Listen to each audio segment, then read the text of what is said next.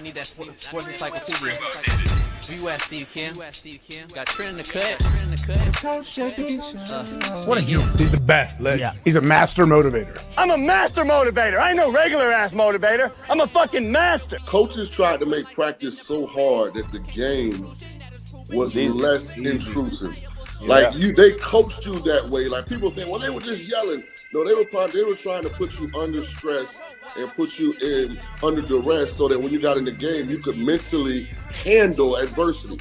If you go through JUCO and you make it out of JUCO, you can make it anywhere.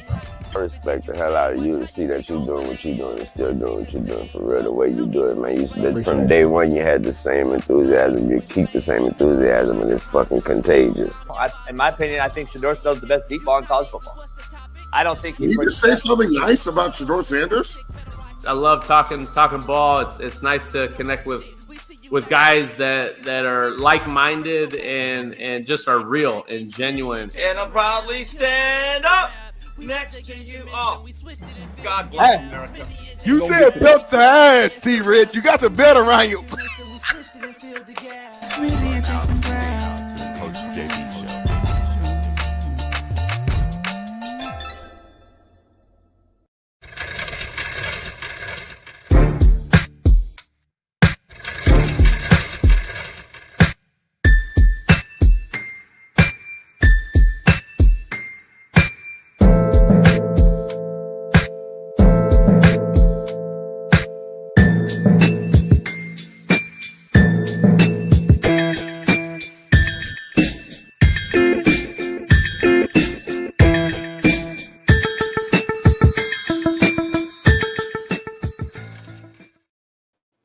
What up, what up, what up? We are in the building. It is Free Game Friday, so strap in, tap in, and chime in because we'll be here talking. We'll talk back.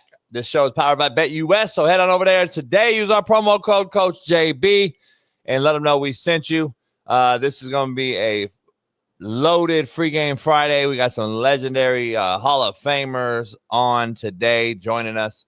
Laker legend Michael Cooper, NHL Hall of Famer, Hockey Hall of Famer, Jeremy Roenick. Could be a top five, top seven player of all time. One of three Americans to score 500 goals. He'll be joining us. We got it all. Short, fat, skinny, tall on a Free Game Friday. So tap in, chime in, and let's start right out the gate. Let's bring our main man right out the gate in. I'll lead in with him. Our Far East Sider, Naptown legend, LeBron hairline having an AR-5 defending, Lamar Jackson loving, Caitlin Clark jocking, and Halliburton loving, Big Smitty. Free Game Friday. Give us your Pacers take real quick. I'm gonna go. So what, bro? I want to hear your Fairweather fan take on Pacers real quick since you were hyped yesterday. Go. I'm still hyped, man. Listen, at the end of the day, my initial prediction was they were going to win in 6. They laid an egg last night in New York. They went ahead and gave the New York fans what do I know? One win at Madison Square Garden. It would have been disrespectful to not give them, those fans who ain't been in this position in so long, at least one win that they could see right in front of their faces. So what they're going to do is they're going to fly back to Naptown. They're gonna go downtown, go to St. Elmo's, get that steak, get that asparagus, some potatoes. They're gonna go to Nicky Bland, go to Cigar Lounge. They're gonna go to the game and they're gonna beat that ass, belt to ass in Game 6 in my hometown, Naptown. Celebrate with our fans, and then go to the NBA Finals. So I'm not worried at all, homie. What is St. Elmo's known for? Steak. No, they're not.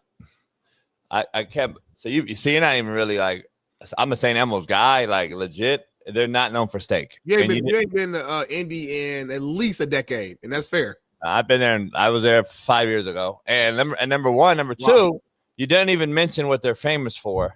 And number three, it's shrimp. And that's all. That's what they're known for, homie. And stop. Their steaks aren't even the best on the block. I'm over Harry Nizzy's guy. Yeah, exactly. The steak's way better. You over know Harry Nizzy's. I do know where it is. I've been there with McPhee. So trust me, I do know Naptown better than you think. I've been there, I don't know, 100 times. So I do know it. And I'm going to tell you, Sano, I love that shrimp cocktail, homie. Fire. It's because of what they do with the horseradish. So I don't know what it is. I'm gonna ask the owner next time though. Hooking me up now. I actually had a drink in there with Mike Ditka one night. No, you did. Swear to you, unbelievable. Smitty, let's dive into the show. The Knicks stave off elimination. Halliburton no shows after a triple-double in Game 4. Jalen Brunson had the mindset of a winner last night and wouldn't allow his team to lose 3 home games. I'll get back to that in a second. The Pacers will try to put the Knicks away tomorrow night in Naptown, and we have legendary Michael Cooper joining the show to talk about that matchup in specific, especially his Lakers and what they will do next year. The NHL, Smitty, will have a repeat title matchup as the Florida Panthers take on the Edmonton Oilers yet again for the Stanley Cup Final. And we also have a Hall of Fame legend himself, Jeremy Roenick, joining us to talk about that matchup. So you can't get anything better than this on the realest show on Planet Earth, Free Game Friday. But I wanted to address a tragedy real quick in high school athletics, not only in California, but in Minnesota, as a little boy, pitched 14 shutout innings against the defending Minnesota State champion girls softball team in back-to-back games yesterday. The coach for this team, in my opinion, should be fired. He should be ashamed of his motherfucking self, and he should never be allowed to be coached around females again. He should never be allowed around girls again. And the team that played against him, I wish would have walked out there on the diamond, acting as if they were going to play, and took a fucking knee. That's what I wish they would have did. What a fucking shame. What a fucking joke. And why has common sense become so uncommon in this world, Smitty? But what do I know? I got to ask you, this one right here pisses me off even more than a lot of the other ones we've been seeing. Because this right here is very, very particular. Triple jump, I get it, and running and shit. Like, that's kind of obvious to me. This one right here is almost, it's so disrespectful, homie. It's like me going out there and throwing a football and throwing routes with a dude against a girl covering him. And I would never miss. I'm never going to miss the out route cut with Tyreek Hill running a route versus a female corner. Like, this is what it is. It's total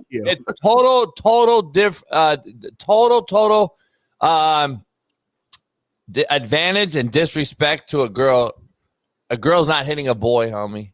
It just is what it is. 14 innings, Smitty. They couldn't get the bat on the ball. If that's not a fucking slap in the face, homie, to females out there, I really don't know what else to tell you.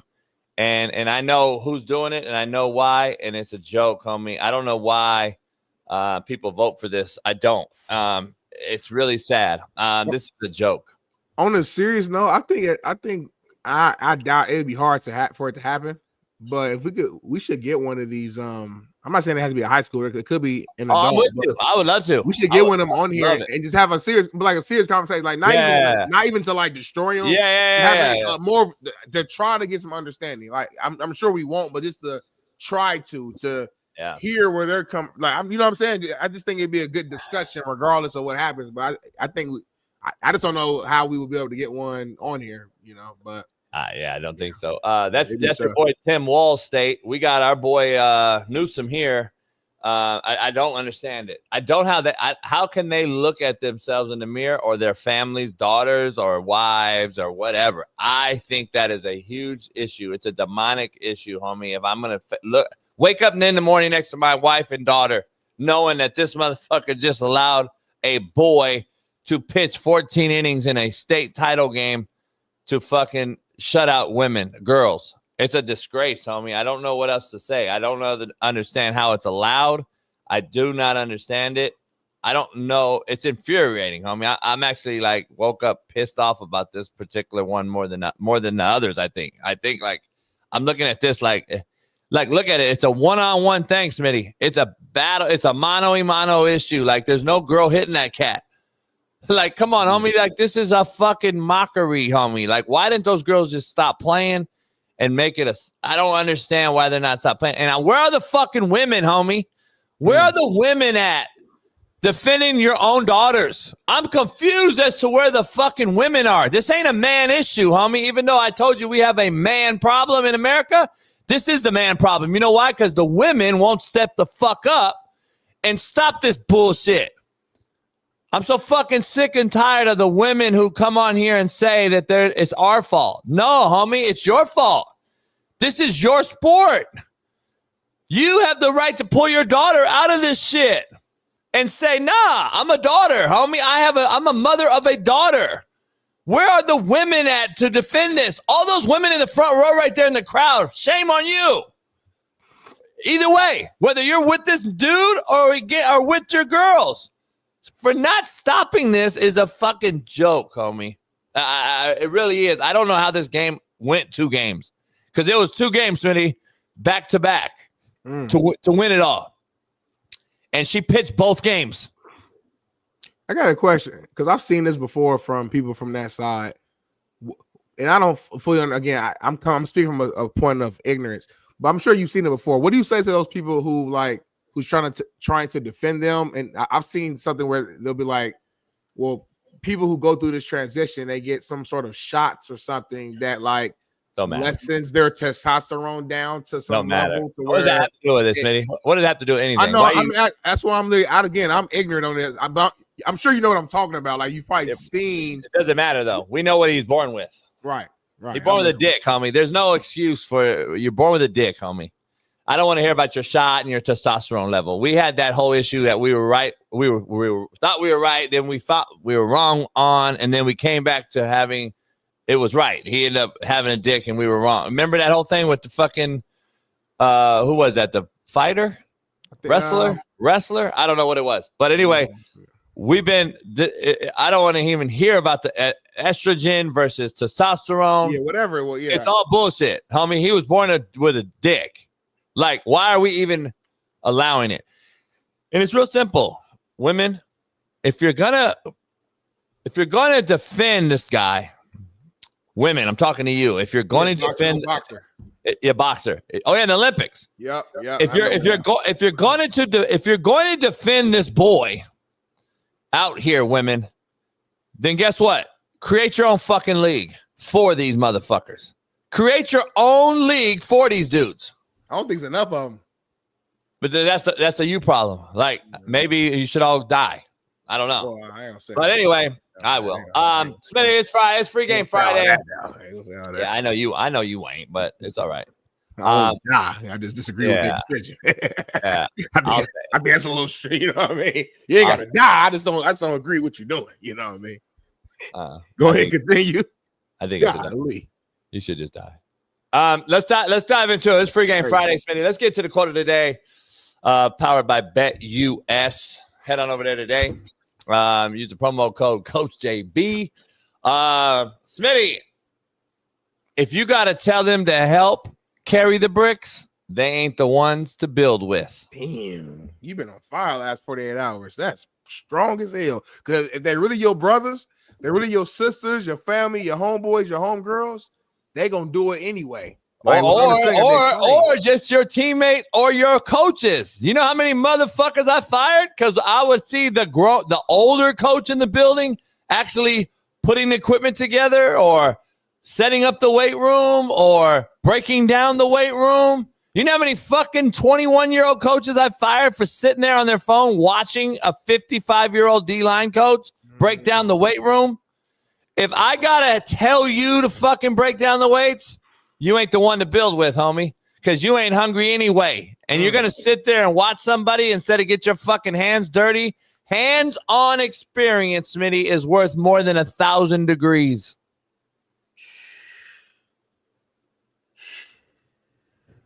But anyway, what do I know? Contrary to belief, Smitty, powered by BetUS. Smitty, many have an image of me. Few get the picture.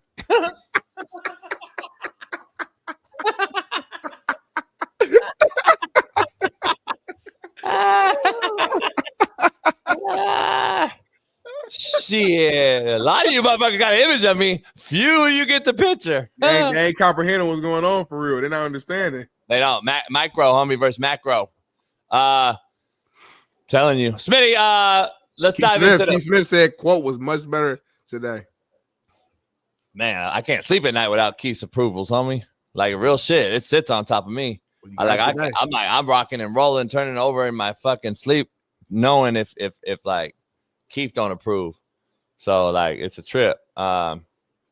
I'm worried about Allen. Allen's approval bothers me way more than Keith's. I would have sacked Allen. No, I would have sacked Allen. You would never sacked Allen, but it's cool. I tell you, I would have sacked Allen. 3 technique because your guard couldn't fuck with me. So I would have got busy. My guard went to Alabama. I would have got busy. I don't do that. You think the name supposed to scare me? Like I'm from Warren Central High School, from Naptown. I don't care about what we playing against. I played against Clemson, IU, we played against A&M, we played against Virginia, we played against all these USA, we played against all these folks. I'm not worried about all that. Anyway, I would have got busy with the guard. We beat USF. In and out, arm over. Allen would have been over here looking over here to his left, turn around, boom, strip sack. But anyway, we here. We live. Allen never fumbled. So anyway, let's dive into it. We got a poll question real quick because I got a Mexican word of the day. Of course you do. But I want to dive into the poll question real quick because I want to get a macro discussion going on with you. Smitty, the Travis Hunter experiment will have contract consequences. Fact or cap? Let's go. The Travis Hunter experiment will have. You got to read. See, he reading it deep because he knows this is macro. This ain't no micro question. I'll say facts. It will, but it will be on the positive side for him. I know what you're thinking, and that's a good point. It's a good question. It could have an impact on the negative side, but I think for him it will be reversed. It'll be flips. Because I think he's going to play. Not possible. I think he's going to do both sides, not full time, but he's going to do it more at a higher percentage than you and a lot of OGs think. And I understand everything y'all saying. It makes perfect sense. You know, shout out to all the OGs who don't believe that he can do it. But I think he's going to play heavier both sides. What you guys think? And I think it's going to actually give him a higher, bigger contract than he would normally get if he was just receiver or just corner. He's gonna lose money. He's gonna lose money. And it's a fact. He's gonna lose money. And I don't believe the OGs believe he can't do it. I think that's where you guys are all wrong on this. We don't believe you should try to do it. See, there's a huge difference. You can do it and make and be impactful for 10, 15 snaps, but you're not going to try. Why would we try to do it for you every snap? That doesn't make sense. It's just common sense. And I don't know. Not every snap. Again, for clarity. We don't think he can't do it. We never said he can't. We're saying that you can't be great or elite at both. Just for the simple fact that the math, the time, the effort that it takes to go in and be unbelievable 10,000 hours at one thing. I hear you. I think you guys I think he can do 40-20. I really do. 60 plays in the game. You guys are enamored by. I think that's very possible. But you guys are enamored by. I'm gonna be honest right here. You guys are enamored by seeing him fail. And I'm the opposite, and I'm the hater. That's what's crazy. That's how fucking micro we are in society. You guys are more enamored to see him fail, so you could do a fucking TikTok video on his failure and demise. Versus what I say is, why are we putting all this on this young man? That's the problem. It's different. Like the way I live my life, Jason, I don't live my life with a fear of failure. I live my life with the fear of not doing enough. So that's the difference between me and you. I don't go out there and say I can't do it. I go out there and say, what more can I do? And again, maybe that's wrong. Maybe I'm exhausting myself. Maybe that's why I got so many different things going on career-wise in my life right now. But up until this point, year 31, having that mindset has given me a lot of rewards, has given me a great life. So I think he has that same mindset where he's like, fuck it. Y'all saying I can't do it. I want to do it. I want to prove you wrong. We didn't think he could do it at the clip he did it in college. And so it blows my mind that you keep missing the point of this thing. Like you keep saying the same shit, Smitty. You want to see him do it. Saying the same shit. So we can start arguing about it. It's not really. You're saying you want to see him try to do it. I'm telling you, I don't want to see him try to do it. It's going to hurt him.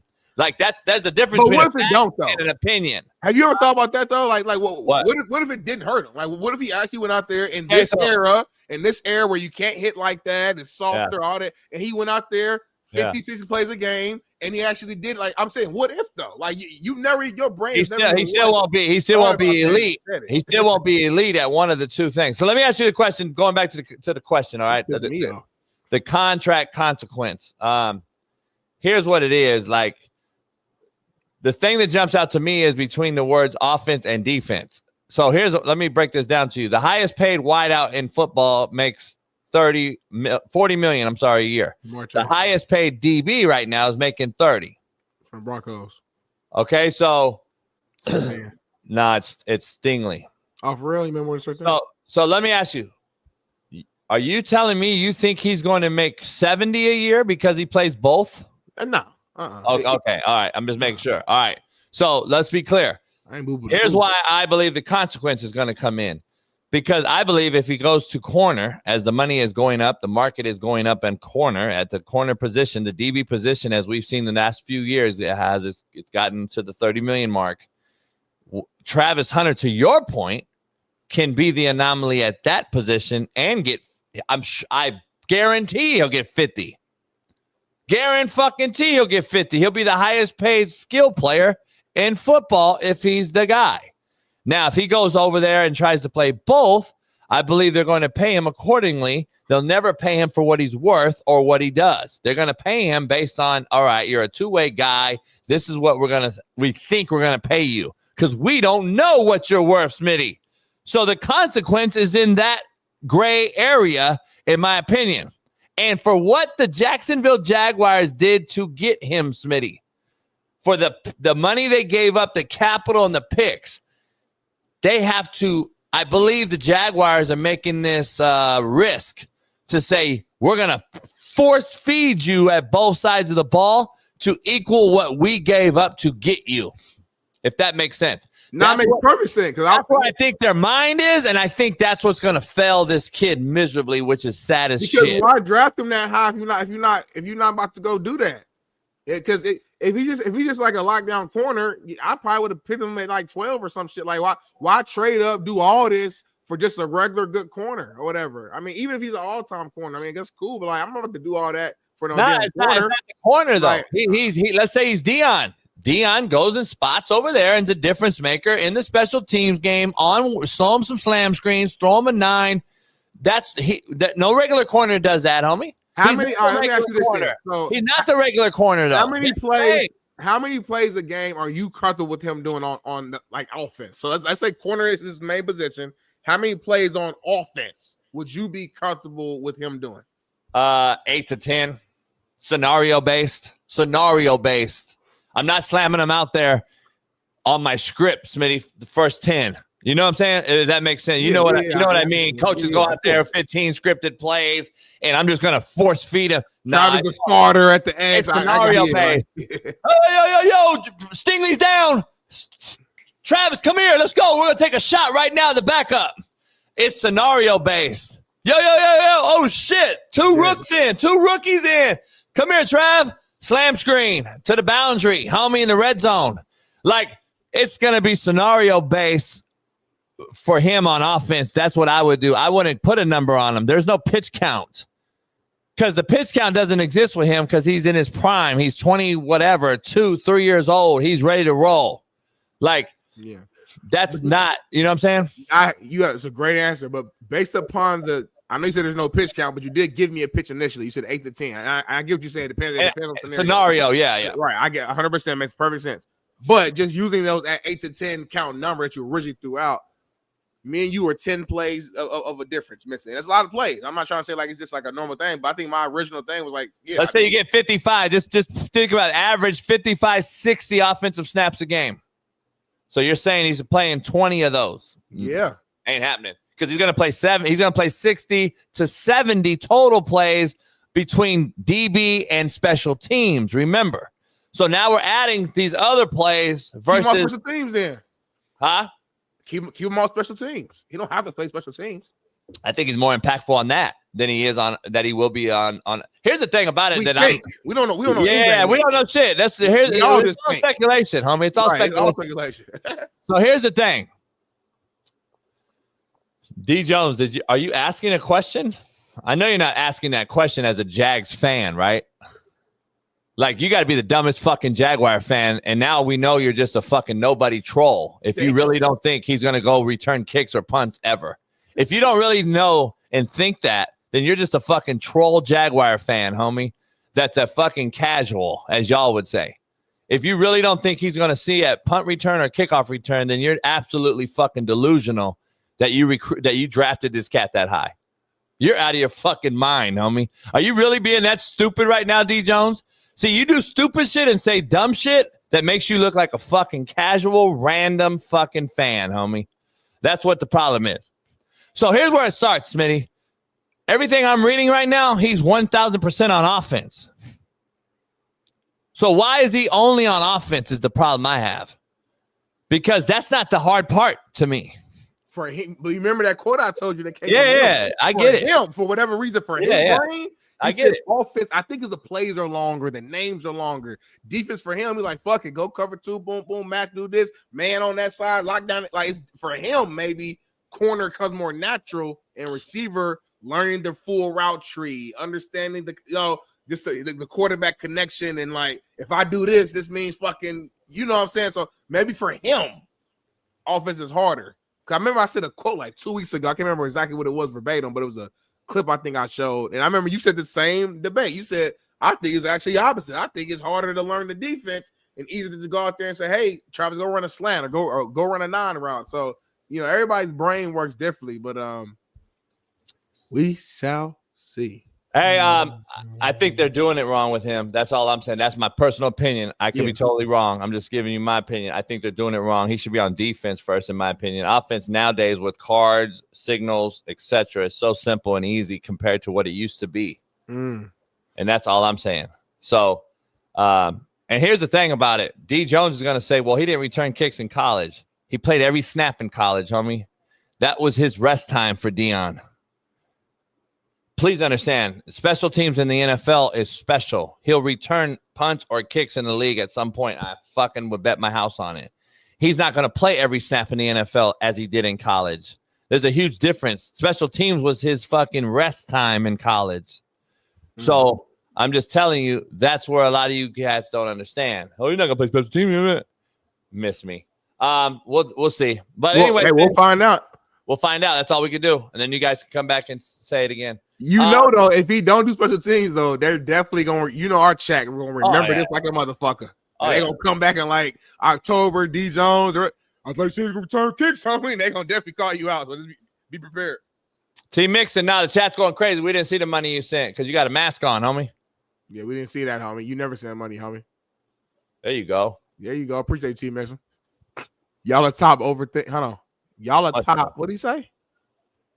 Y'all stop. I think he wanted to say. Oh, y'all stop overthinking. Y'all boys finna be on top of this football season. Y'all clearing 100,000 and let me come to the Super Bowl party. I got you. Are you showing love? Okay, all right. Shout out to you. Yeah. And then he said another $9.99, $5 for JB, $4.99 for Smitty. I don't understand the balance right there, though. I do. WPS. Good shit, homie. T-Mix, you automatically got invited now, homie. You're on my side now. You're on my side now. Good shit. No, you're not coming to the party because I run security at the party. So good shit, homie. Good shit. You're not getting in. He's 17 years old. Hey, the homie sent me Mexican word of the day, and it's free game Friday, so we got to do Mexican word of the day, don't we? I guess so. Smitty be fearing Mexican word of the day. Like, he think it's like... He'd be really scared of Mexican word of the day. I really ride with my Mexicans. Like, we close. I got a viral video right now on TikTok, Instagram. They say I'm invited to all the carne asadas. Like, we lit right now. So you don't know what that means, but yeah, no doubt. It's a party. Smitty, Mexican word of the day today on this free game Friday. Paris, make sure we clip this. Is choose. Like, just choose. Like choose one. You just said you like choose. You'll choose Mexicans over like Hamas. So you just said it, right? I didn't say that line at all, but like I rock with Mexicans. So like I choose you. I choose you. Like just choose. Okay, that's a regular American word. Yeah. So like, hey man, yeah. But anyway, hey man, Ice is gonna catch you if you don't tie your shoes.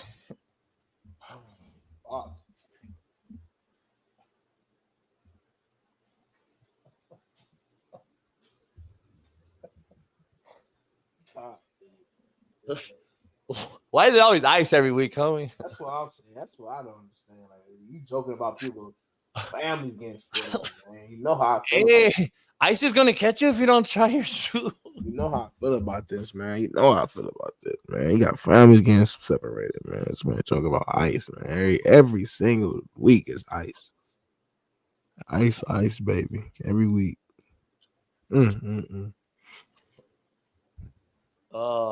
up to all the families, man, getting separated, getting split up, man. What happened? Unfortunate. A lot of great people out here who came in here to just live a good life, and their family getting split up, man. And this man just every week, you know what I mean? So, Mexican word today, y'all. Brought to you by Bet US, man. Shout out to y'all. We need to get you know what I need to do though, real shit. I'm gonna reach out to the homies over here at Cardenas, out here in the IE. Is that where you live at? It's a Mexican market. Is that where you live at?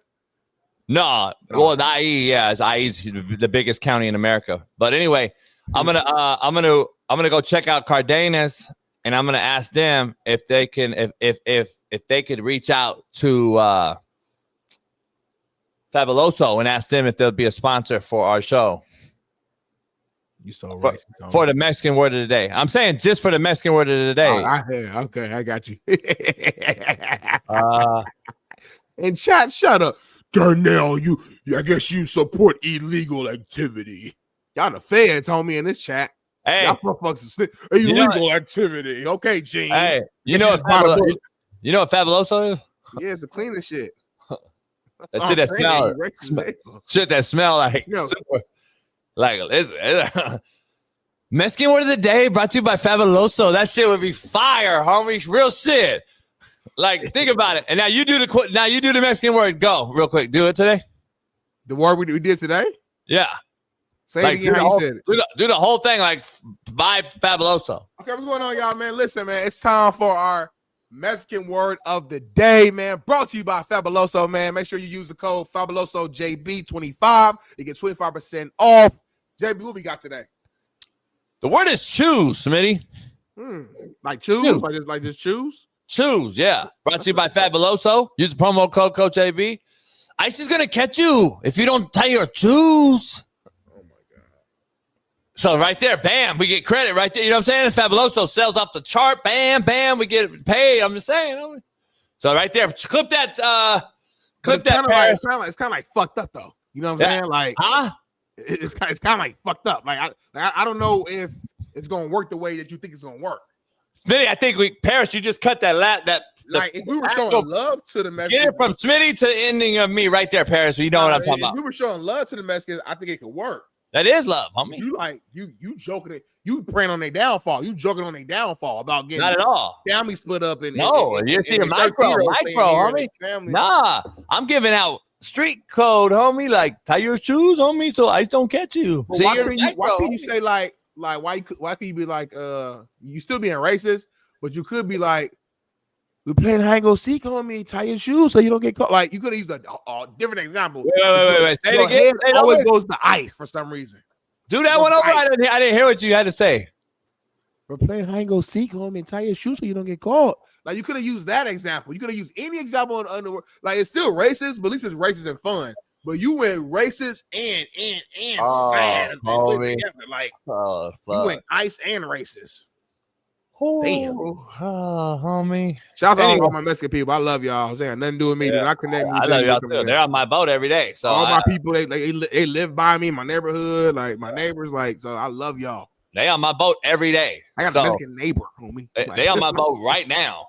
These are my people. So no, seriously, they are on my boat right now. Keep me separate though. I know they be connecting us. They think everything. They think I'm not bullshitting. I'm not bullshitting. You fought right too. No, I'm not. Don't connect the dots. They be but I'm not bullshitting. But you got them working on your boat. Like you got them working and shit. Like you ain't got them like your friends, homie. I'm saying these are my people. I go to the store down the street. I'm hola, ¿cómo estamos bien? Y tú? Yes. Like we talking about it.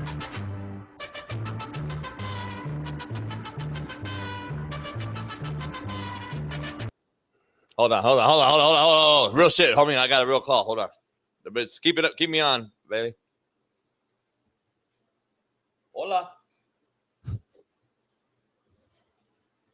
Yeah, homie. Yeah, scrape the bottom. I need all the algae off the bottom of the yacht, homie. Simón. Oh, gracias. Y tú. All right.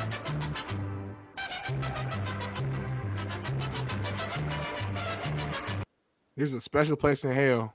What? He cleaned the boat, homie.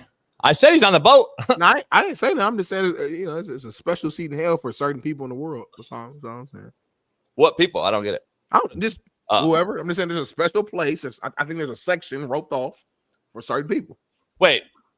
Ruben and Cisco were just on the yacht Sunday, homie. They don't count. Cisco's from Mazatlan. That motherfucker he just was on the show. He's as Mexican get, homie. Ruben, white boy. Ruben don't count. Okay, but Cisco is as Mexican. I give you Cisco, homie, brings he smuggles them on my boat and brings them in San Diego. Real Mexican. Cisco, he's as real as it get. I used the boat to bring his homies over, homie. You know what you're doing though? It's like, I got one. I love black people. Darnell's my friend. Like you're doing that same thing right now for Mexicans. Cisco. Like you name the same motherfuckers every time. Cisco and Ruben. Like it never been more. Like, and I got it out. I got a black daughter that I don't even fuck with. So I fuck with her. Like I use her. You use her for leverage to like see, but don't even talk to her. So like if I get into a heated argument, that's coming out every time. And in my head, I never say it. Like and you can't say nothing. And really, you're fucked.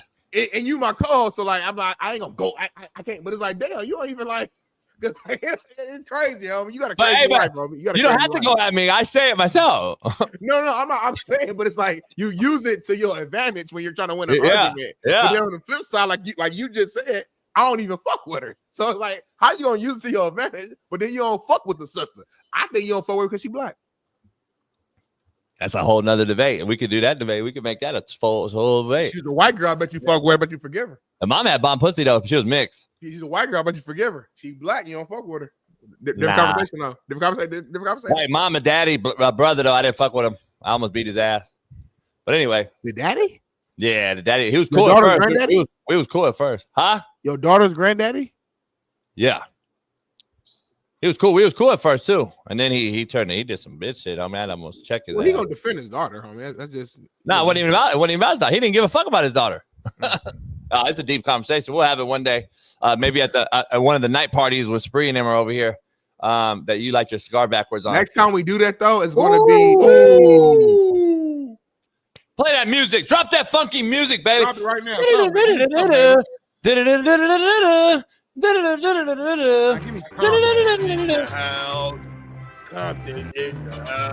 I like this.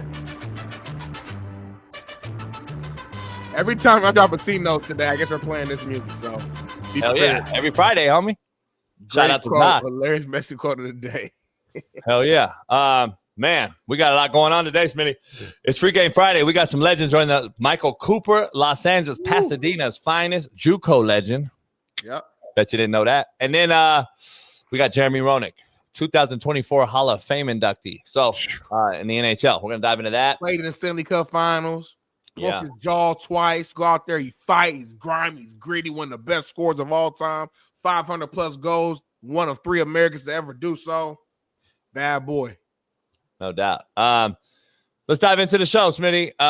It is Free Game Friday after all. It's over, homie. What you talking about? We haven't talked about the thumbnail at all, Chris Hammy. It's on 7. We don't talk about the thumbnail. The thumbnail's to get you in here, you fucking nobody. Ha, we got you again. Ha. We're not going to mention the thumbnail at all now. Now we're not going to talk about the thumbnail at all, homie. Man and a boo boo. And you watching the show. We gotta be like, we gotta be like the most immature host ever. We gotta piss people off mad. Like these motherfuckers really man, fuck you, man. Then fuck these guys, man. Like they really mad at home. That's why I've been telling you to walk around with your tool, just in case. We don't. It's already there. as a boat, a car, truck. You got that thing too. I got to buy one of them. I don't know how I can get one though. I'll get you one if you really want one. You know what I'm talking about too. Yeah, I really will get you one. That's light, and you can do a lot with it. Like it's crazy. I really get you one as a gift. No, you won't. On my daughter, I will. As a gift? Yeah, that's a bad example. I just said I don't fuck with her, but yeah. Right. I don't know how to take it. So anytime we bring up your daughter, I don't even know how to take it. I don't know if I should respect the take, if I should if it means it's an automatic lie. I don't even know how to take it. Yeah.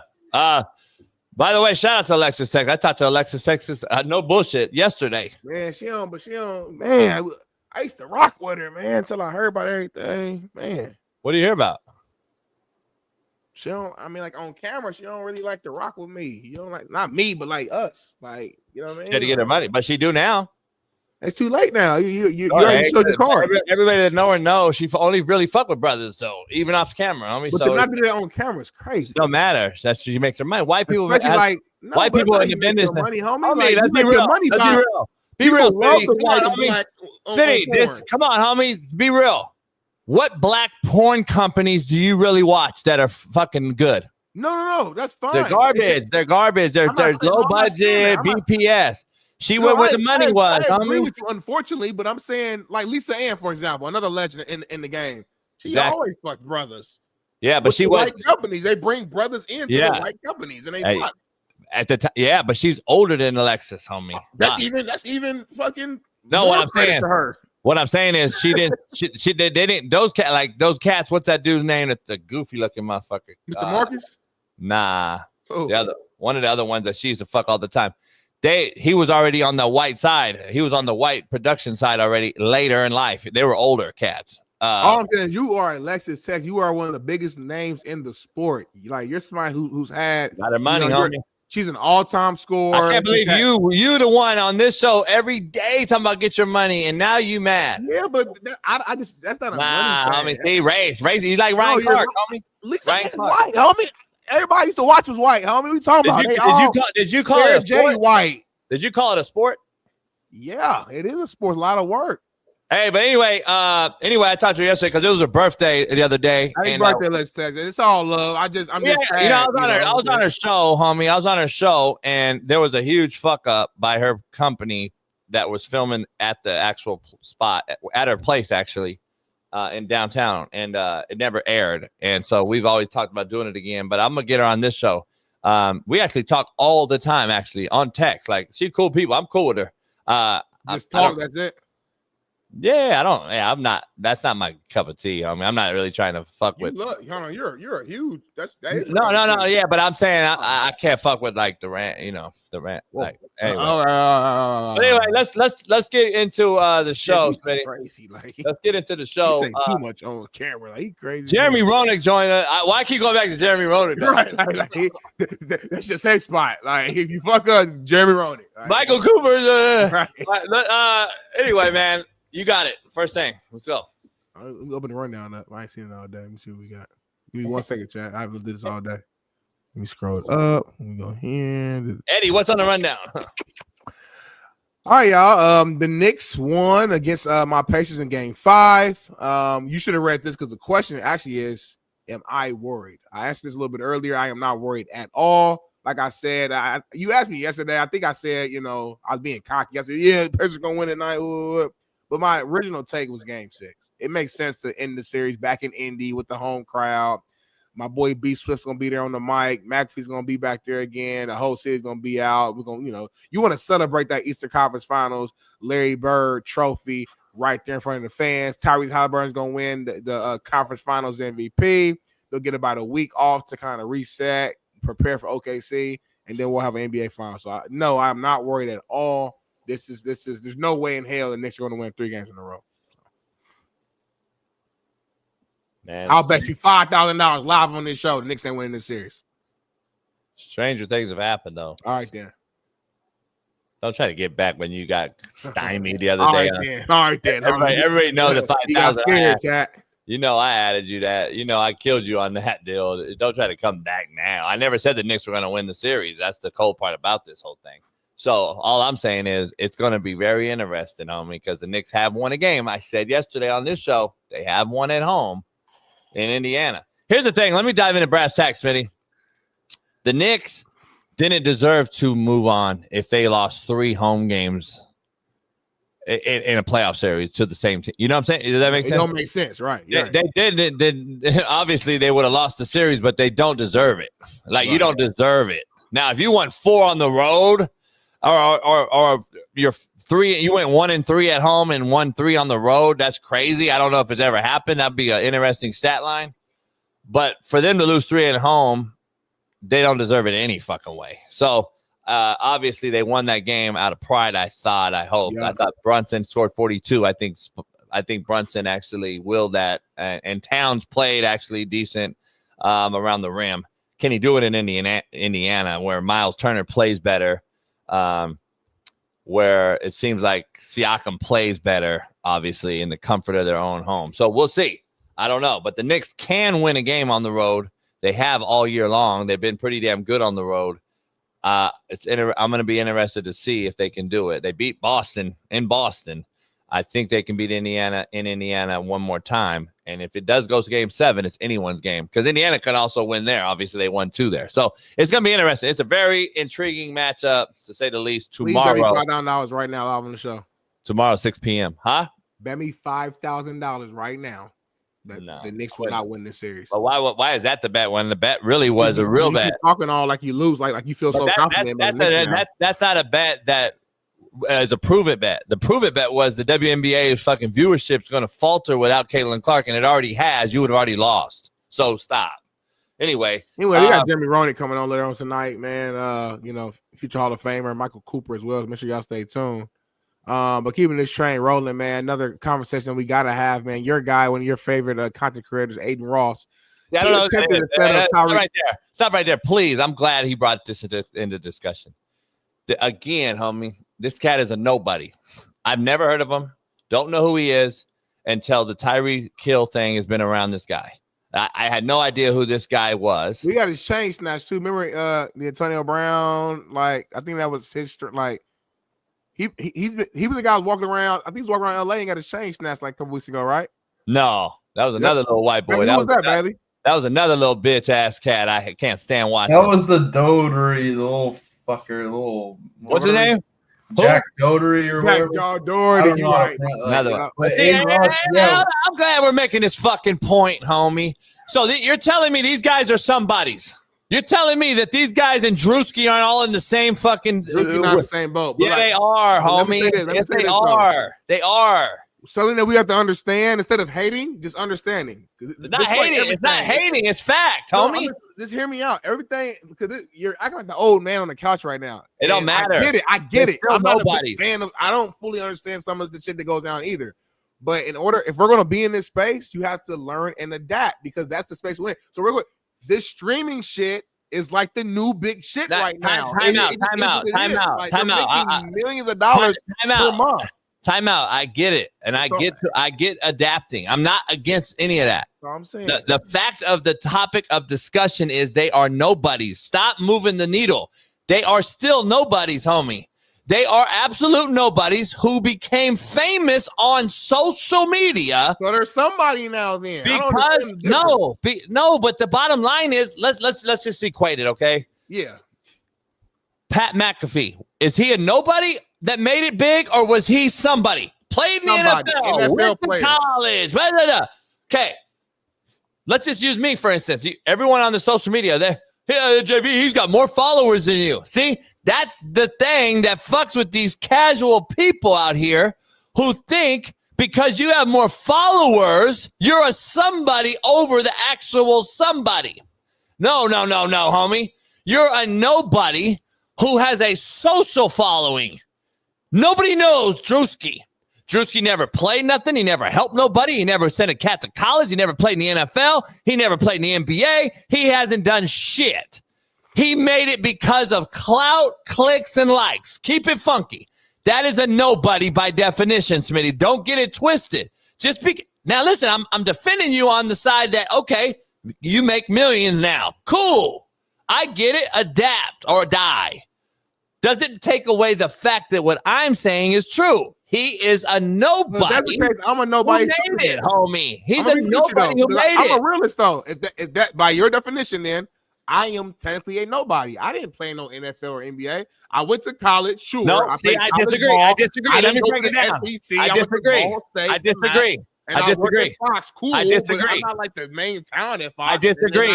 And now let me defend your. Let me break it down, homie. I've had these discussions with Michael Rappaport, Pat McAfee. I've had these discussions.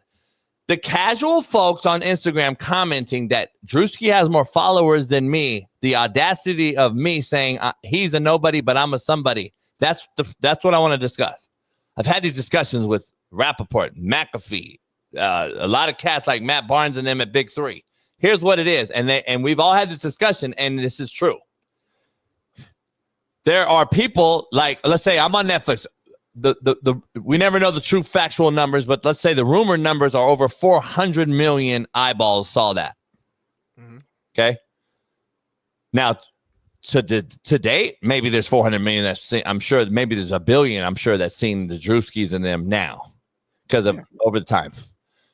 But I'm on a platform because I was in a space that actually did something for somebody, and I had a playing career, and then I coached multiple NFL players and sent them on, saved multiple lives, and I did something at a absolute professional level, regardless if it's college or not.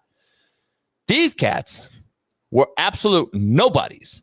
Bobby Altoff, the fucking Hawk Tua, fucking, what do they do? Suck dick? That's a somebody now?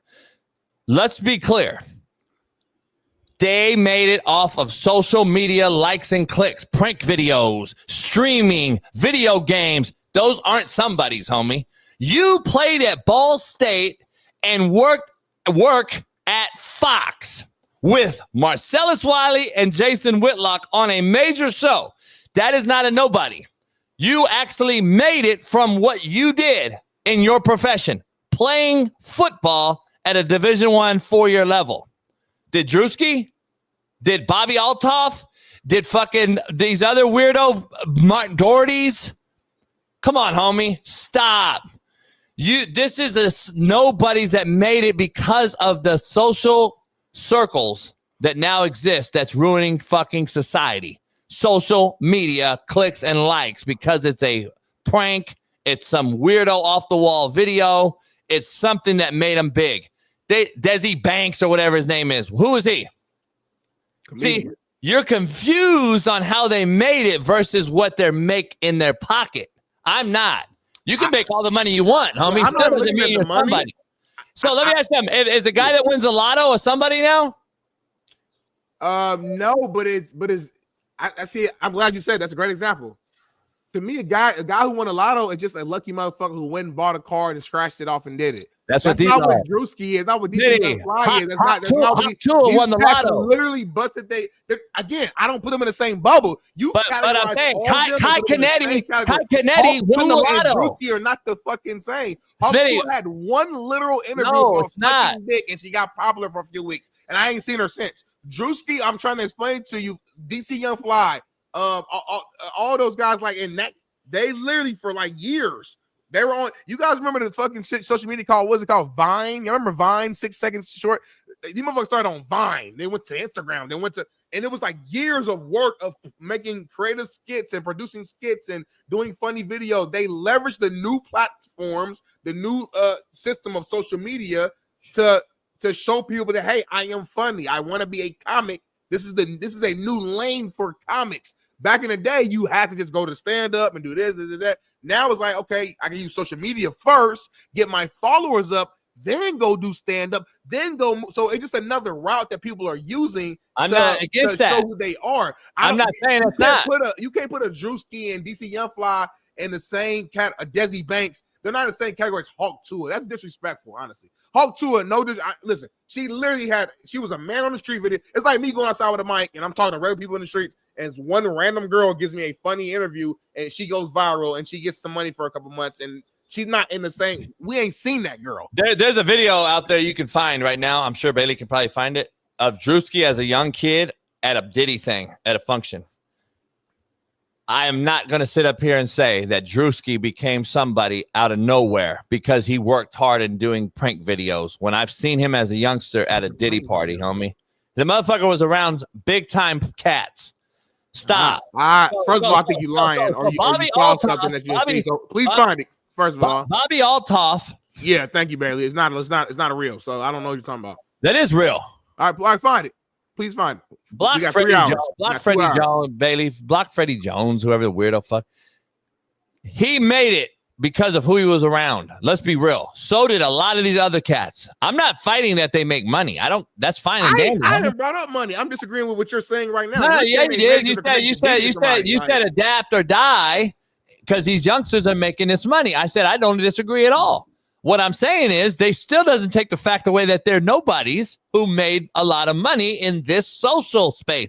The fact of the matter is nobodies is versus somebody's is the whole discussion here. Like that's the bottom line is what I'm saying. The organic nature. So you're telling me Bobby Altoff does a video. No one knew who she was. She gets Drake on her show and blows up. I don't know who Bobby. I don't know. That's organic. Bobby and Hawk Tua are good examples for your argument, but you're putting other names in that bubble that does not. They're all the same. It's all the same space, Smitty. But it's not. It's not. It is. It's not. Like Bobby. And Bobby literally just popped out of nowhere. Like, can I ask you a question? Can I ask you a real question? Please do. I love it. I love this discussion. By the way, we have a long conversation about this. Do you know what Drewski and Bobby Altoff have in common? No. Interviewing the same exact people on video. Now you can't tell me that ain't fucking real. That's not even like Drewski's MO. Like it doesn't matter. It doesn't matter. Makes it doesn't matter. You keep avoiding the bottom line, homie. The bottom line is they have the same circle that blew them up. What do you mean? No. Like, homie, listen, I'm not knocking what they do. It is what it is. I don't really care. That's not hating. Yeah, you just read. I'm not saying you hate you. Like you're the truth of the matter is, though, the fact of it is, nobody in here knew any of these people we're discussing. Nobody until what?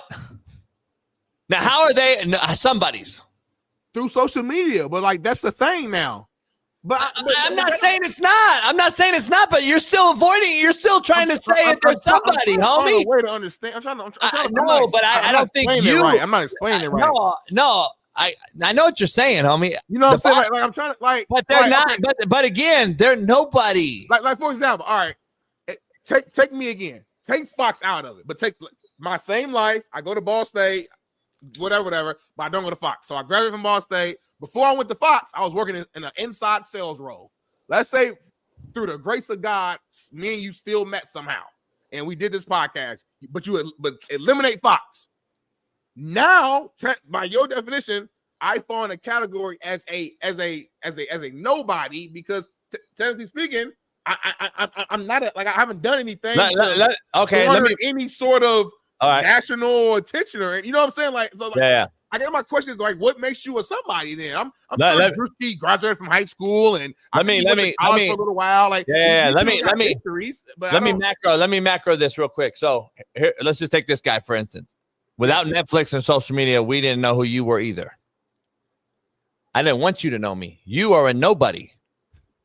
I don't need nobodies to know a nobody. Now, listen, let me break this down for you. And I'm not even taking a shot at Kyle. You know who did know me? Nick Saban, Sarkisian, Lane Kiffin, Pete Carroll, Dan Lanning. You know why? Because I was a fucking somebody, homie. I sent players to college. I got their degrees. I graduated them. You know what else? I actually got paid a check on the 1st and 15th. By an NFL franchise, NFL Europe, and Arena Football. So guess what? Show me what Drewski's done prior to you knowing him on social media, Mr. Alex.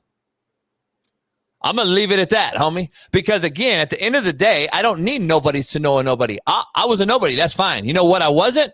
I wasn't a nobody to the somebodies, though, in my profession. But okay, great argument though. But for guys like I know we keep using Drewski because that's just the example we're using, but there's different people we could use as well. But using the Drewski, Kevin Hart was a fan of his, and was like, okay, you need to start doing stand-up. So in his profession as comedy, some of the biggest people, Mike Epps is like Mike Epps. You keep skipping over the goalpost. You keep moving the goalpost though. How do you think Kevin Hart knew who he was, homie? You act like Kevin Hart knew Drewski was, homie, 20 years ago. No, he didn't. In every space, at some point, somebody didn't know you. So even in the comedy space, all right, let's take the comedy route before social media. You had to hustle, go to these small ass little comedy shops where there's 20 people in there and people don't fucking know you. But you have to build your name up as somebody who's funny, and then people know you. Drewski, DC, these guys are doing the exact same thing, but they're doing it on social media because it's a platform that's free and that you can control. You can't Kevin Hart again. Hey man, I'm funny. Can I get 5 minutes? No, we don't fucking know you. Okay, cool. I'm gonna take matters in my own hand. I'm gonna use this thing right here that's called a phone and Wi-Fi, and I'm gonna show you how funny I am through my own phone. I have a friend of mine. His name, he goes by the name of J18 on Instagram. Go check him out. He's blown. He's close to like 1 million followers right now. I started following him fucking years ago when he had like 20,000 followers because he does realistic, funny, family type like skits. It's clean comedy, and he had to go the social media route. Now he's doing shows. Now he's built up. Our own guy. Let's keep it a bean. Savvy, fucking amusing, who we love, who we bring on the show all the fucking time. I've been tapped into Savvy since I was in fucking early in college, where me and my homies would be cracking up his videos when I was a freshman in college. He grinded on social media, and now he's in commercials sometimes. No, he didn't. Stop. No, he didn't. Leveraging social media. You're wrong, homie. You're wrong. He's a voice impersonator who's from Indianapolis. Man, you're wrong. You're wrong, homie. You're wrong. All right. Savvy and I have had this discussion. My homeboy Dave was cutting Savvy's hair when Savvy was doing comedy tours before social media even existed, homie. Ask Cisco. Cisco did the same thing. That means, guess what? They were known by the somebodies in their profession, homie. Savvy was known by comedians doing the tour, not social media. Ask him. Call him right now. Savvy. I'll talk to him. Call him right now. Here's the thing. Real. You know what? How did Savvy blow up? It's from fucking social media, bro. That's my point. What do you mean? You're going with me. You're making my point, homie. What are you talking about? Hold on. So how did Kevin Hart know who Drewski was? By the way, we're not going to use I'm not going to get into the conspiracy, but Kevin Hart and Diddy are tight too. So let me just be clear. Why? How did they reaching? Anybody who ever talked to Diddy now fucking is in it. Like, you know what I realized? You and the chat are on the same thinking pattern. You know why? Conspiracy for me. No. You guys are based on what you have in your pocket, and that considers you a somebody. That's what. Yeah, you are, homie. Everybody in the chat says Drewski could buy you and Smitty's show right now and your dogs. I haven't said nothing about money. I don't know what he meant. I'm talking about notoriety. Notoriety. I get it. But what does money have to do with who you are, homie? I know a lot of motherfuckers. I know a lot of motherfuckers who got money. Popular. That's my point. I saw Drewski on Nike. He on fucking Nike a Sprite commercial. That's my point. That's my point. It is what it is. I don't understand how you don't get. That's my point. Like, without social media, let me ask you something. Without social media, just take it away. What is Drewski? Who? I don't know. Let me answer. He has to go the traditional route as a comedian. Okay. Guess what? Without social media, what am I? A coach. And guess what? I already was known by thousands of people in that profession. Media, you are called. In that profession. In that profession. Go that route, though. Hold on. Without social media, who is Pat McAfee without social media? He's a punter. A former NFL player who started the show. Who is Michael Rappaport, Kevin Hart? Actors. They were on films that were in movie theaters. So guess what? They didn't need social media to show you who they were in their profession. These cats require and need us to clicks and like them. That's what made them somebody, though. That's what made them somebody, homie. I agree with that. That's fine. But they don't make you a nobody because I'm utilizing my platform. Let me cook this motherfucker who thinks he can say whatever he wants to say because he drops a couple dollars here and there. You're wrong, Mike Bundy, because I would be actually employed without social media. Or without Netflix, probably, yeah. So now you're fucking wrong. See, people like to jump in and bump their gums when they don't have a fucking clue what they're talking about. Without social media, I'd still be doing my profession, contrary to you cancel culture vulture bitch ass cats. See, that's the problem. That's what you don't understand. That's how powerful this fake ass world y'all live in is. Without social media, I'd still be fucking coaching, homie. That's the problem. You live in the la-la land. You motherfuckers actually live in a fake world that requires clicks and likes to make you money. I don't.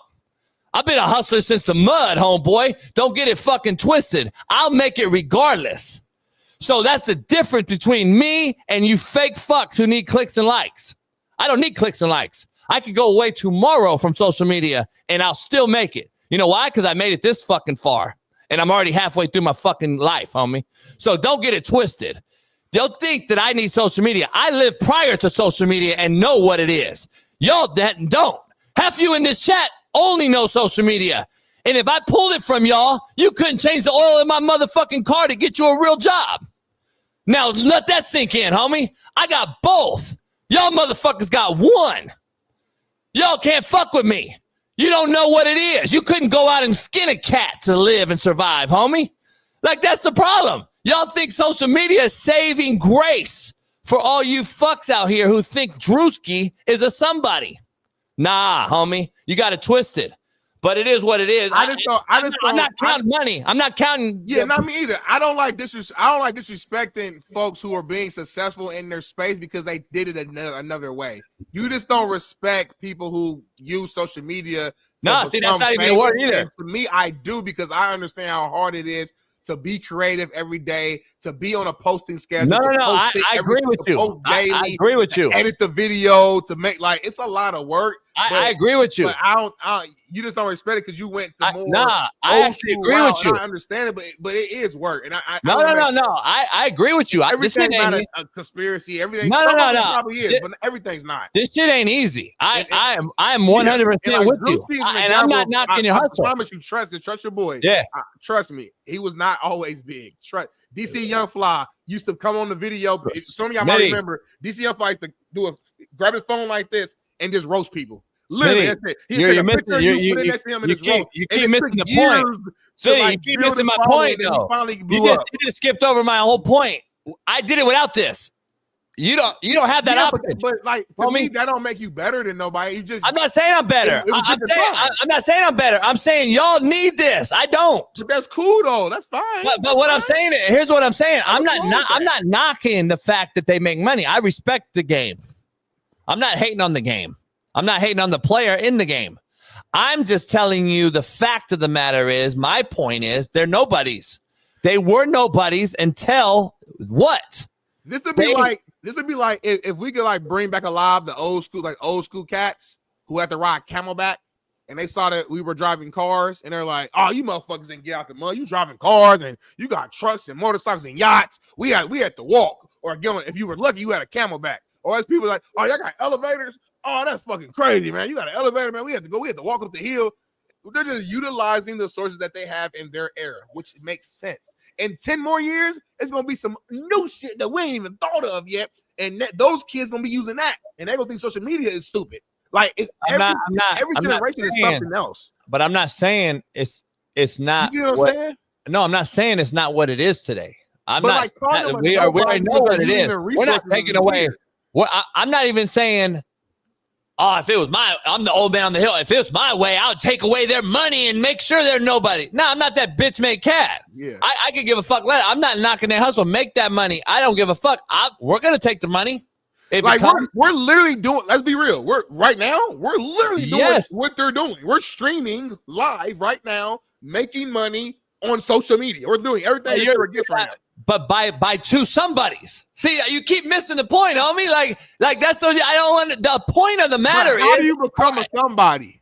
By your work, in whichever way that means. But in whichever way that comes, whether that's through coaching, whether that's through social media, whether that's through fucking Fox, whether that's through football, everybody's work ain't gonna be the same. Is all I'm saying. And these comics are utilizing social media as a path to create their comedy versus only going strictly to the The longer route is the old school route. I gotta go to 20 fucking comedy clubs every fucking week. And I respect the hell out of the OGs, but they had to do that. But I guarantee you, if Twitter and Instagram was alive in 1970s, fucking Eddie Murphy, Richard Pryor, all of them would have utilized social media to uplift their brand faster. Why? Because it only makes sense. And when you're a young comic and you don't have the funds and resources to truly fund your comic show, or you don't have the notoriety yet to build that, you use this thing because it's your business, and you show people, you know what, I'm actually funny. Let me show people how funny I am,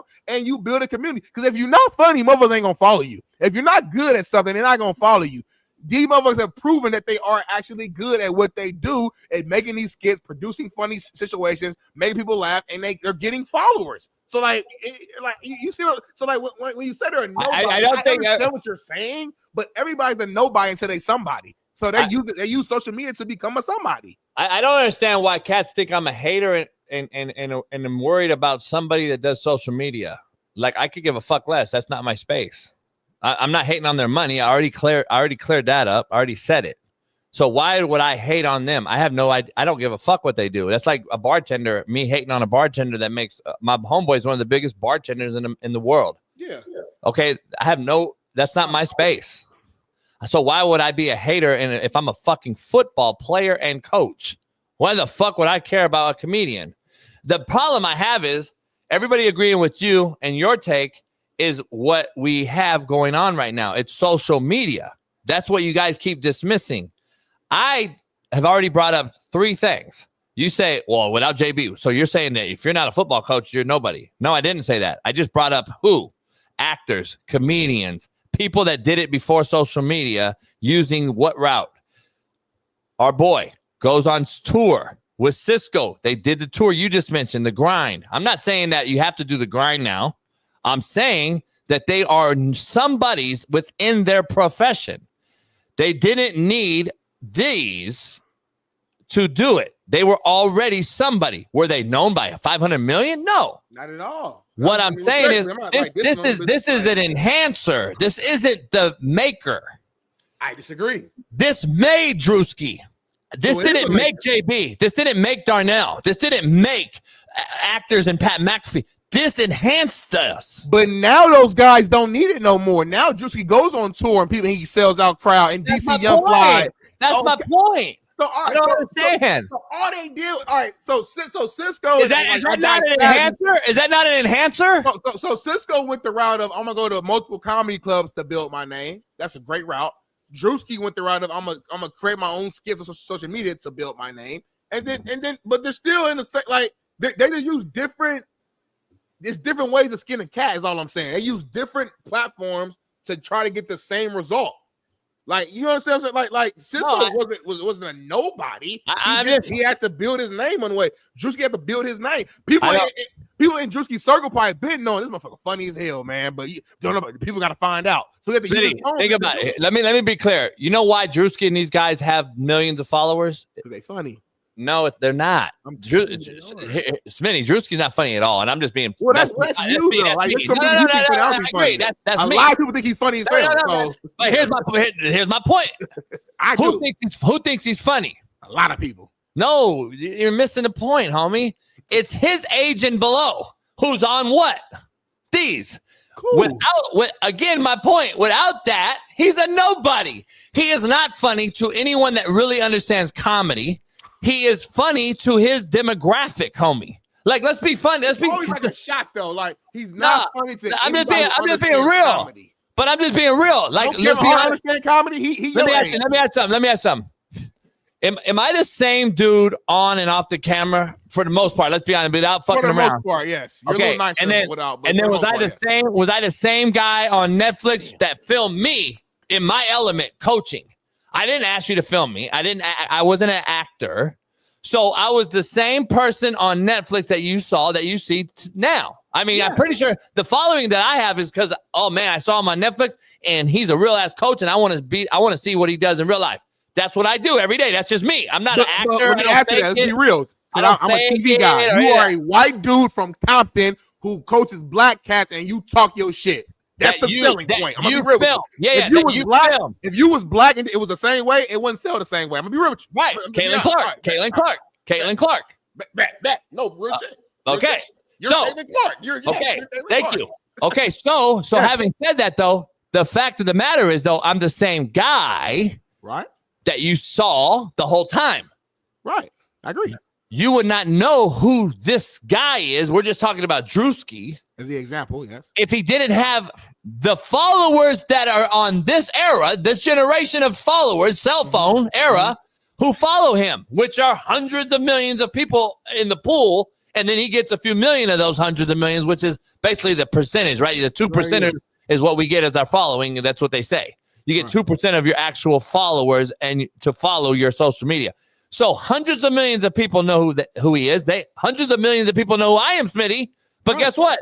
Since I'm organic and do it my way and I don't go and do some fucking prank video, my organic following will be slower than it is if I was out there fucking pantsing dudes and running around doing fart videos. Like, it is what it is, homie. There's a real difference between realness and then clicks and likes. Well, that's what I'm trying to tell you. It's hard to compare though, because it's different. Like, you're not entertaining people on a daily, right? Like, that's not your thing. Like, yeah, like we go here and we talk, and people enjoy hearing us talk, but like that's not gonna bring people to our page at a high clip every single day compared to somebody who's like a comedian who's putting together like actual funny skit. You know, it's just different. I get what you're saying. It's just a different lane. So I like this conversation. We can argue about this forever, but I know we've been talking about this for like 40 minutes. So we'll never get on the exact same page. I just think that I understand what you're saying for sure. I'm just saying that it's a tough argument, because if we didn't have social media, then I think these guys would have took another route then. Like, I think I'm gonna be honest, I want to address this. I'm glad that Vincent brought this up. No, we don't. See, hell no, I would never. I don't put my name on fake shit. I don't lose weight with Ozempic. I don't fucking put shit in my body, and I don't fake and buy fake shit because I would never be able to sleep. That's what makes me not sleep at night. Here's the issue. I know folks personally who have blown their channels up by buying followers. I'm not going to say names. Each his own. I really don't give a fuck how you operate and how you move, but I actually have some sort of integrity when it comes to who I am. And when I die, I want to be known as the guy who stood on his belief in business, not a guy who faked the funk on a nasty dunk. I'm not that guy. I never will be that guy. So I've never purchased fake anything. Bailey and I, we've had these conversations. Hey, man, what do you want to do? You want to blow it up? Nah, homie.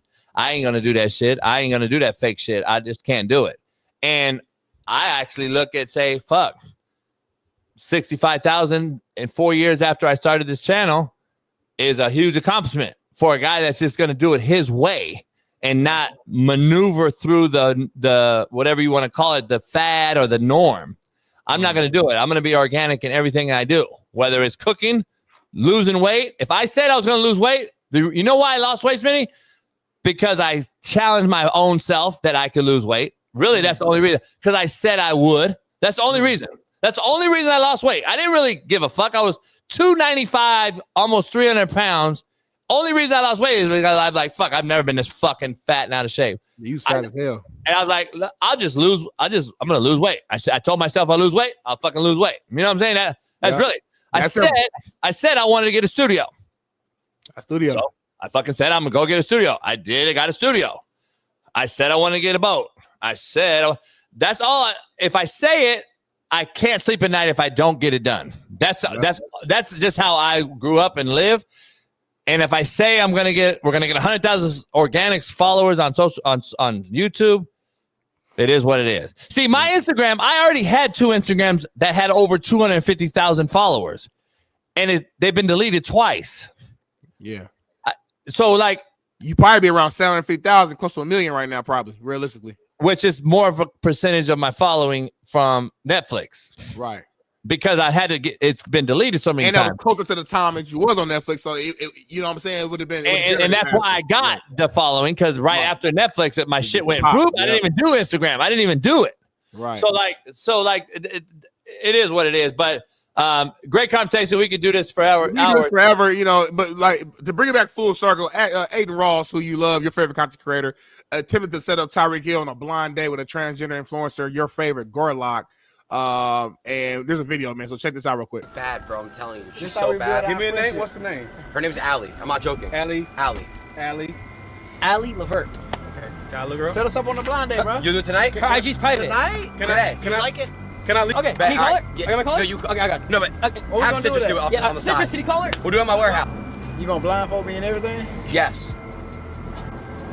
Trust You're me. gonna, I'm not lying, bro. God, when you you're hear gonna her, you're want gonna be like, fuck, this is the one. bad, like, bro. she's, She bro. look good? Yes. What's her race, though? Huh? She's Mexican. She's Latina. I don't get it. It's a blind date, homie, with Gorlock. What you mean you don't get it? That was the setup. See, you don't think that's got him followers? Now who followed? Who which one? That nobody. Who? Gorlock or Aiden Ross? The nobody, the cat that just was with Tyreek Hill. No, this is how he's getting his followers for sure. Yes. Streaming, yes. I know. Isn't that my point of this whole fucking argument? I just don't put everybody in the same category, but I get it. But here's the thing: like, what? I'm young enough to understand that streaming is just the young folks like streaming. So here's the thing: you know, I had no idea who this guy is until Tyreek Hill was around him lately. I have no idea. You've seen him probably on social media at least. I might have seen him, but I had no idea. He's nobody to me, so I don't know. I have no idea. He's a big time streamer. Yeah. Okay. So I don't, and see, I still am confused on what streaming is. See, years ago, when I heard the word streaming, I thought it was just a video game guy.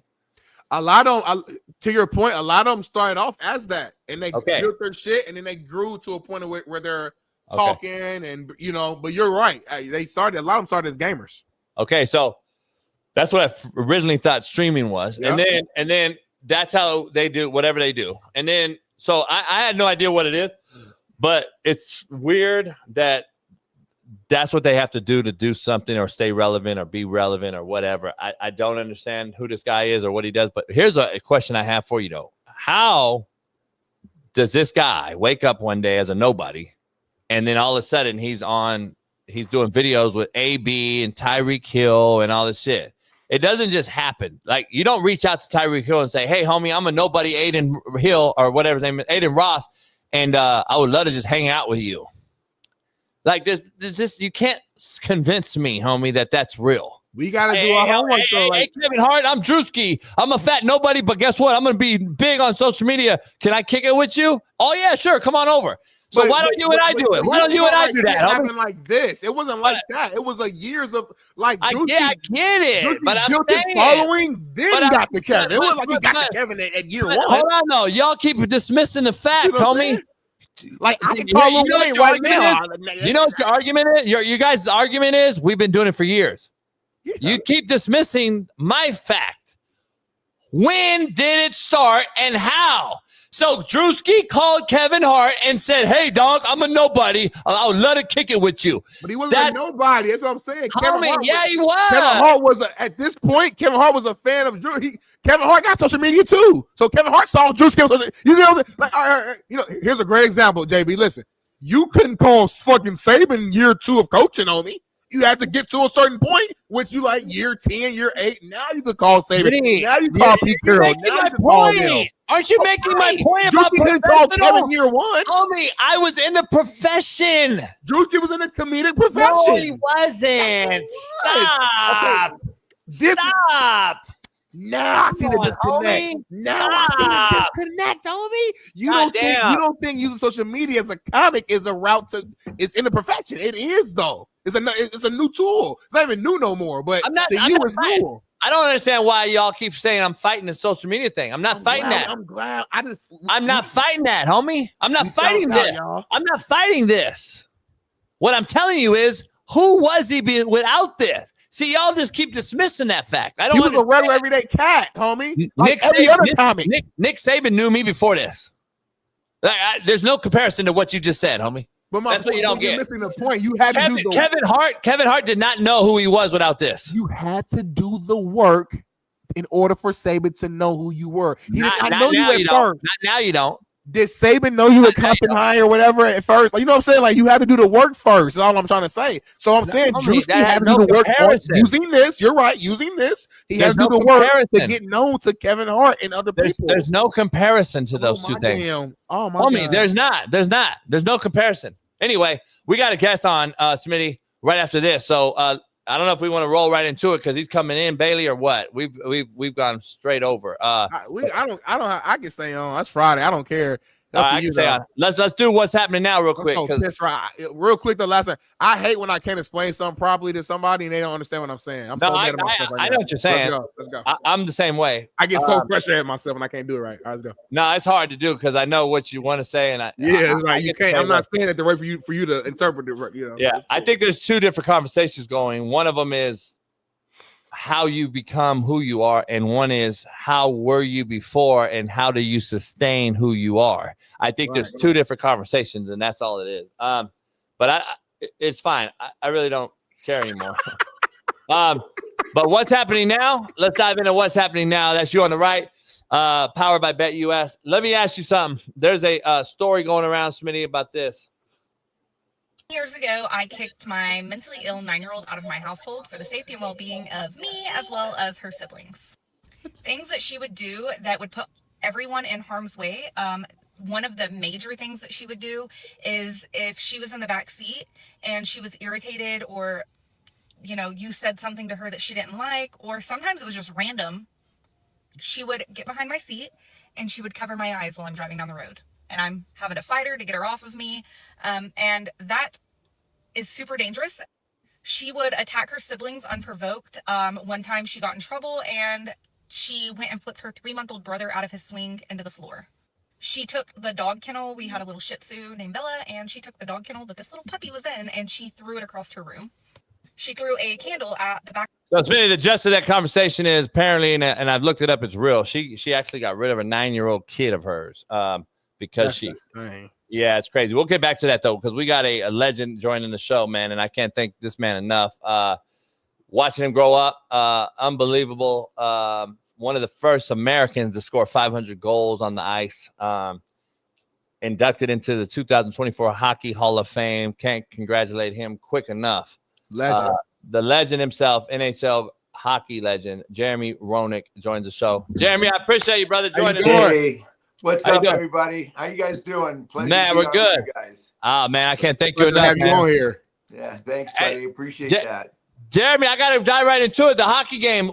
We talk about basketball and the NBA and the NFL and football and all these things. We're football guys, ex-players and coaches. We got a lot of guys on our show every week or on every day that's Super Bowl champs, Hall of Famers as well, like yourself. Let me ask you something. Is there a smaller difference with the NHL from your era to now than there is in the NBA and the NFL, I guess is my question. Like, I've seen a huge drop-off in the NBA and a huge drop-off in the NFL, not only with the rule changes. Can't hit the quarterback no more. You can't kick off the football. We got to call you to make an onside kick. Hockey's pretty much been consistent, right? You're still getting your dick knocked in the dirt in the eye. In the eye. And you still got to play every day with the smaller amount of pads and football wear. So I just wanted to ask you, is hockey pretty much still the same when you look at it? I think it's very same in terms of its, the history of it and the way that the guys look at playing it. I think the rules have changed minimal. I don't think the league has changed the rules to where it's going to get weaker or less exciting, or they've tried to change the rules to A, protect players, but B, to get more scoring and get more offense. But you see in hockey, the best hockey is played when the playoffs start. The best hockey is played when their salaries stop, their paychecks stop, and they start playing for the pride and for the Stanley Cup. And that says a lot about the National Hockey League and its players and the way that they feel and respect about the game and respect about the championship. It's about the crest on the front, not about the name on the back. I think the game has changed a lot in terms of mentality, because this generation is different. I think they're softer. I think they're more coddled. I think their feelings get hurt a little bit more, so they have to be coached different. I think the fighting is definitely decreased in the game, not because it's not legal anymore, because you can still fight in the game. It's just not part of this generation in terms of fighting for a position, fighting for a job. There's so much money that's being made by these kids. It's almost like the sense of urgency and the determination and really the craving for a job has gone. That fight for a job. I mean, back in the early 90s, I hate to go back and say, oh, in the olden days, right? That makes me feel old. I'm the same way. You had contracts that were $400,000, $300,000, $500,000. And if you didn't have that job, you can't live the rest of your life on a job with that kind of salary. And if you got hurt and you left because you were hurt and you had something that you could probably play through, you would play through it, because if somebody else came and took your spot and did better, they were going to get your spot. And now what are you going to do? So you would do anything to protect your job, anything to protect your spot. I really don't think that guys think that way anymore. Some people that I see, in my own opinion, they get hit and it's their opportunity to leave and not have to play, and they have to keep that really high standard of production and play that their contract, those big contracts, I think are expected out of them. Oh, I can't play because I'm hurt. Oh, I got a pulled muscle. I can't play. So you can't expect me to score goals and expect me to score the points and win the games for you when I'm hurt. Because it's a different mentality. I see the same thing with NBA and NFL. That's a great point. Before Smitty asks you something, let me ask you this: Do you think? I will say this. You said something about. I think there are other sports, and I think NBA is extremely talented today. But it's just an offensive, like, look at me mentality right now. 3-point, 3-point, 3-point, 3-point. No defense. 140 points. I truly believe that NBA is more of a look at me, and LeBron James is a perfect example. Look at me, not look at the team. Look at me. You'll never see an NHL guy say, I'm the best player in the game, or, I should be the MVP, or I should be this, but you see it more in different sports than, and I'm not just picking out NBA. I'm just saying a lot of different sports. You're never going to see that mentality or that comment coming out of an NHL player. You just won't see it. Let me ask you this, to your point. Do you think because of the softening of this era, generation of kid, do you think there's some correlation with these two teams playing again and one of these teams being in the third Stanley Cup in a row in Florida? Is there you think there's some correlation with the 100%. I think what these two teams are showing, that there is a pattern of mentality. There's a culture within a team, literally that shows you how you win. And you don't win in the playoffs playing the same way you play in the regular season. It's a different level. It's a different pace. It's a different physicality. It's a different sacrifice. Play through a lot of pain. You're playing every other day for 2 months, and you're playing at high pace, and you're going to have to learn to play through injury. So, and you have to play with bite. The Florida Panthers play with bite. Every single player plays the same way. They finish their checks. They're in people's faces. They're hard to play against. They're heavy on the puck. They are disciplined. They know the system, and there's no holes. Edmonton has shown that they are doing the same thing. They have two of the best players in the world that also have the biggest competitive levels of anybody in the world. So you take that, and they drag people into the fight. They're dragging Hyman into the fight. They're dragging Kane into the fight. They're dragging Corey Perry into the fight. Not that they have to, but when your best players are your hardest workers. Yeah. You don't have to be the best leader in the world, but you better be the best. You better be a good follower, right? No, yeah, 100%. You're dropping a lot of gems right now. And one question I want to ask you is, do you feel like, with everything you just said, do you feel like today's era of players love the money more than they love the actual game? I just I wouldn't just say that. I mean, everybody loves money, right? Let's not beat around the bush. Right. And Yeah. Hey, listen, that's the times we're in. I mean, it's in all over sports. I'm not mad because somebody's making money. That's great. If somebody wants to pay you the money, that's just where the times are at, and that's awesome. I just think that people lose perspective of the love of the game and actually playing for the game, right? The respect of the game, the history of the game, playing it the way that your teammates expect you to play it.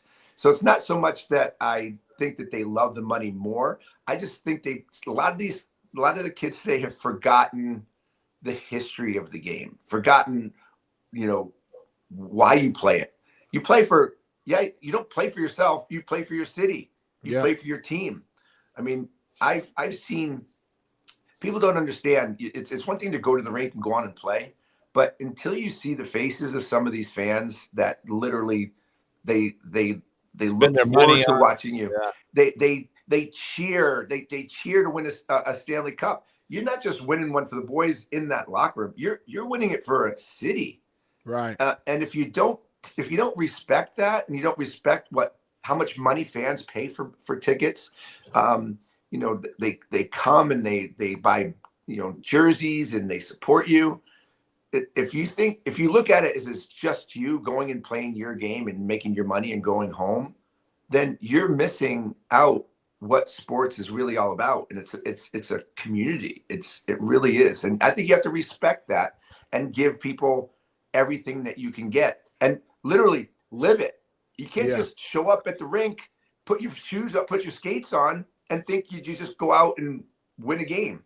Because you made a point real quick. You made a point, and I want to ask you, because I go at this every fucking day with these kids. Do you think there's an investment issue or a lack of, I don't want to know my history in our sport? Like, I think NBA and NFL, I can ask kids right now in playing football, who is Eric Dickerson? They have no fucking idea. Right. They have no idea who the greats are at their own position. Like, I can ask a running back, hey, man, you remember Bo Jackson? Who? Yeah. And I'm like, there's an investment issue. Is that the same in hockey with these youngsters now? Same thing. And listen, it's we have a very short time attention span. I think in our lifetime, we have so much at our fingertips between social media and being on and going and watching videos and seeing funny things and looking at all this stuff. And I'm not blanketing all of this generation, because there are some old school kids that have that mentality that they'll look up old school videos and look up stats from some of the greatest players in the game and watch how they played and they'll learn from the way listening to them talk. But I think everything is so easy. Hard work is not as hard anymore because technology and things at our fingertips. We can't even close a car trunk by ourselves now. We got to press a button. All right. Right. Let's just go to like stupid things, right? Yeah. All of a sudden, things that become painful, very tiring, time consuming. It's almost like we don't have the patience for that, because everything is touch screen, finger. Everything is fast. Yes. And people don't have the patience to put in that hard work and to feel actually what it feels like to not be out of breath because you're on a bike or you're running and you're training hard, because it hurts. And that's what separates the pros from the non-pros. And hey, he preaching right. Hey, you're a preacher right now. I was talking to somebody. I just saw the cat at Walmart fucking pushing the carts in. Now it's a fucking machine that pushes the carts in. You know, there's guys who only put the cart in when the cart thing is right there. Yeah, it's little stuff now. Lazy fucks, man. Even when I'm like texting, I call myself like forgetting how to almost spell certain words because of this spell check. Like, I'll stop in the middle of spelling a word and wait for the spell check option to pop up to finish the word for me, just because I'm so used to just being assistant. I have to like catch myself. But it becomes like unconscious. Damn, you're right. And Jeremy, to your point, like you just made earlier, like to the fan base, and I argue with Smitty every day about like the load management that the NBA has made so famous. Like, you're shitting on these fans that come watch you with their kids, $1,500 tickets with 4 or 5 family members, and you play half the games, and I'm supposed to respect. Wonder why NBA viewership is at all-time low. Like, I'm like, come on, man. There's actual some sort of organic repercussion you're going to face at the end of the day. By the way, how hard is it? How hard is it for a player? And I think you're seeing something like this change in the PGA in golf because of what Justin Thomas is preaching right now and what DeChambeau is preaching right now. Listen, we want people to come watch us. Our sport relies on people to come watch us. When you're walking up the ropes, give some high fives. DeChambeau is running up the sidelines, high-fiving everybody, fist bumping everybody. I know you got to be focused. You got to be, you have to be in your zone. Guys coming off the NBA court, man, you see kids reaching out, trying to fist bump, and they walk right by. It's not hard to. And by the way, that little fist bump that you're going to give an 8-year-old, he's going to go to school and tell all of his friends, I got a fist bump from Steph Curry. Right.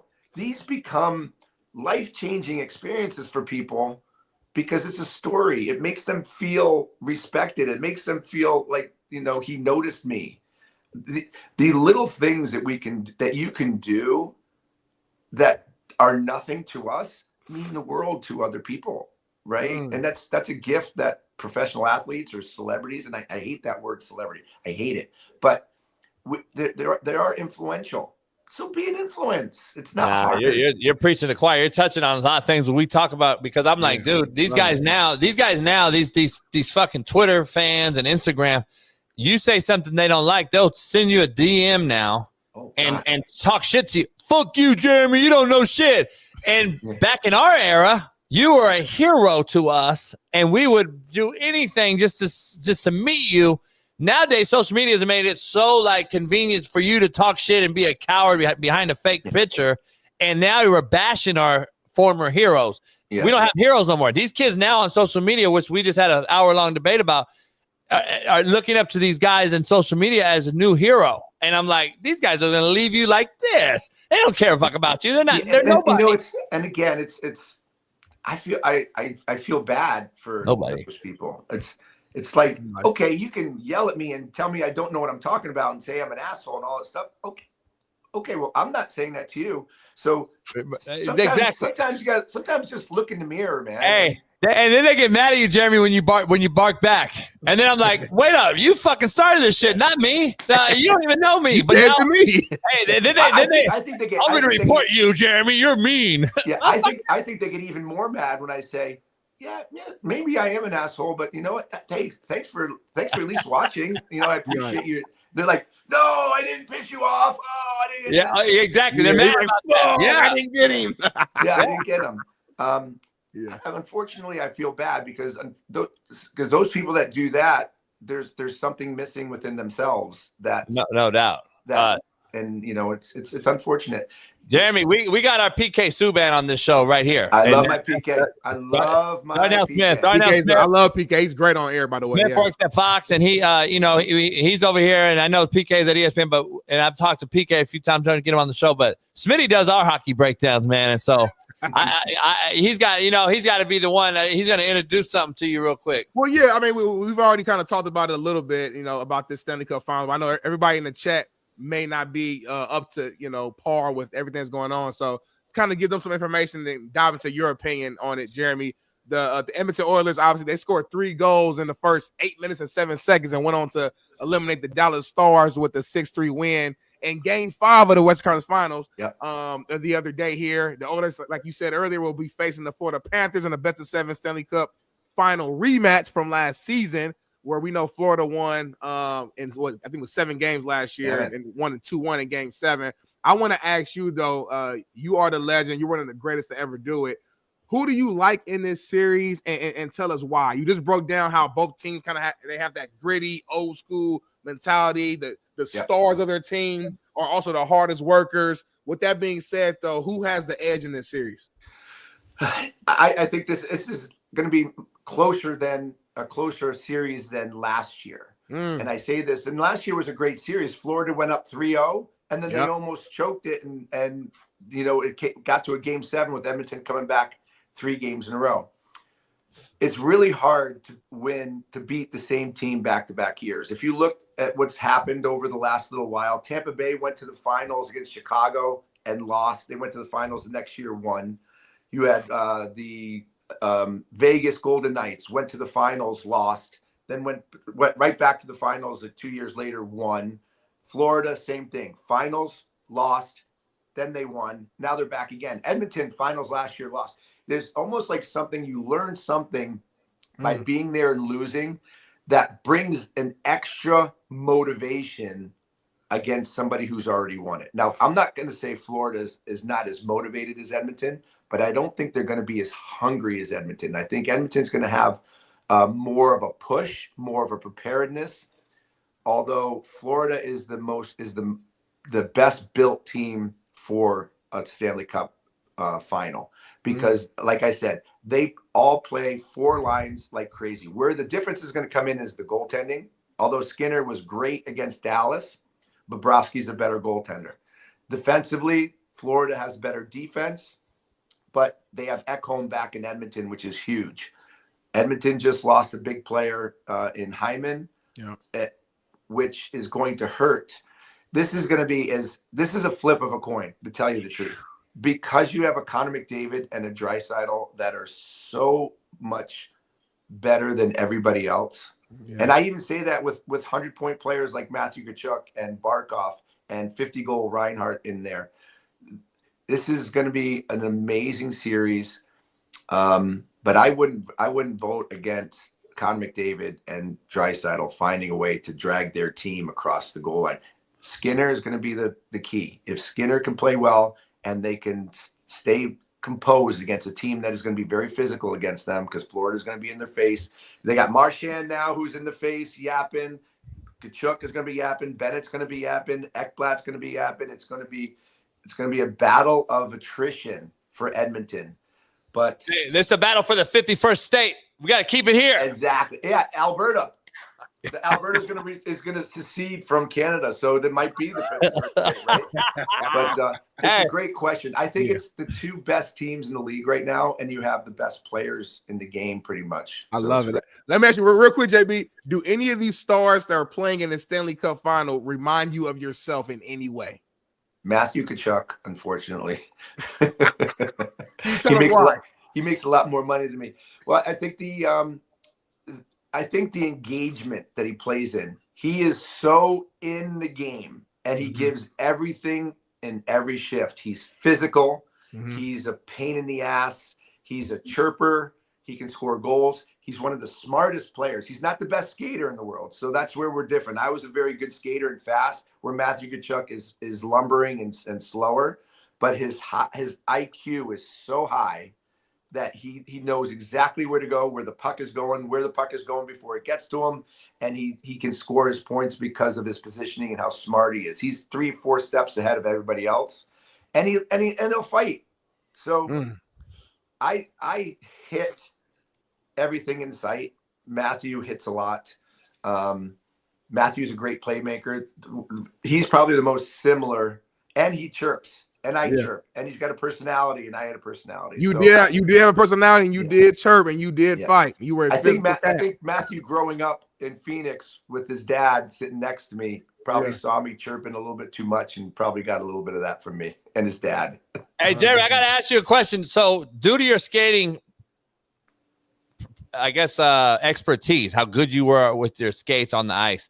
Yeah. Did that help you in fighting? Because you were a former King, and I'm a King guy growing up, and King guy, and they were up 2-0 in Edmonton. Fuck me, I don't know they lost that, but anyway, it was one bad mistake by one really, really good player, Quentin Byfield, who I love Quentin Byfield. This kid is going to be a great player. I love watching him, but a young player will make a mistake, and he made a mistake at the end of Game 4 that literally changed the whole mentality of that series. You got to get the puck out when the goalie's pulled. You don't try to beat a defenseman one-on-one inside your own zone. Just get it, throw it off the boards, get it out. You have 38 seconds left. It could be the game, but I'm not going to blame it on them. Kings to be in this final right now, huh? Yeah, I'm shocked that they didn't beat Edmonton, to tell you the truth, because I thought they were rolling. They had all that going. Damn. But I do think being a good skater, being good on your blades, like you were asking, is imperative to being a good fighter. I was going to ask you about because you were a former King, and you had a guy named Marty McSorley who had a legendary fight, and I was just going to ask you, did that skating help that? That's what Well, it helped me for a lot of different reasons. It helped me stay away from him for a little bit, that's for sure, because he couldn't catch me. But when he did catch me and we did fight, I was able to, stand on my ground and not get thrown around, because he's one of those guys that jerks you around and throws you, and because he's so strong. But you know, being a good skater, I could really get my center of gravity in there and take a beating a little bit longer than I would have if I just went down to the ice. What was your philosophy on fighting? Because back then, fighting was more part of the game than it is now. Obviously, to your point earlier, what was your philosophy? Or were you going in to say, "I'm going to fucking be the enforcer here. I'm going to dictate the tempo of this game," or was it more of a not as in the fighting aspect? I mean, I would fight because I would go around and I would hit hard, and I would hit to hurt. I didn't hit just to hit. Like, I literally wanted to inflict pain. That was a kind of a intimidation factor, tactic that I really enjoyed. But what along comes with that is also being responsible for your actions. And if I'm going to go around and I'm going to hit hard and I'm going to hurt people, people are going to want to fight me. So yeah, I'm not going to turtle. I'll stand up. I'll fight my fights. You have to be accountable. And you know what? If somebody wanted to fight me, I fought Martin McSorley. I fought Bob Probert. I fought Craig Berube. I fought some of the toughest guys in the game because I was an idiot running around hitting a lot of people also. So if you're going to talk the talk, you better walk the walk. So I showed up. I didn't win a lot of fights, but I definitely showed up for all of them. Before Smitty asks you the last couple questions, I got to ask you one thing. Who was your biggest challenge or most, I guess, who earned your respect during your career? Like, who was the best or the strongest, toughest, whatever it was?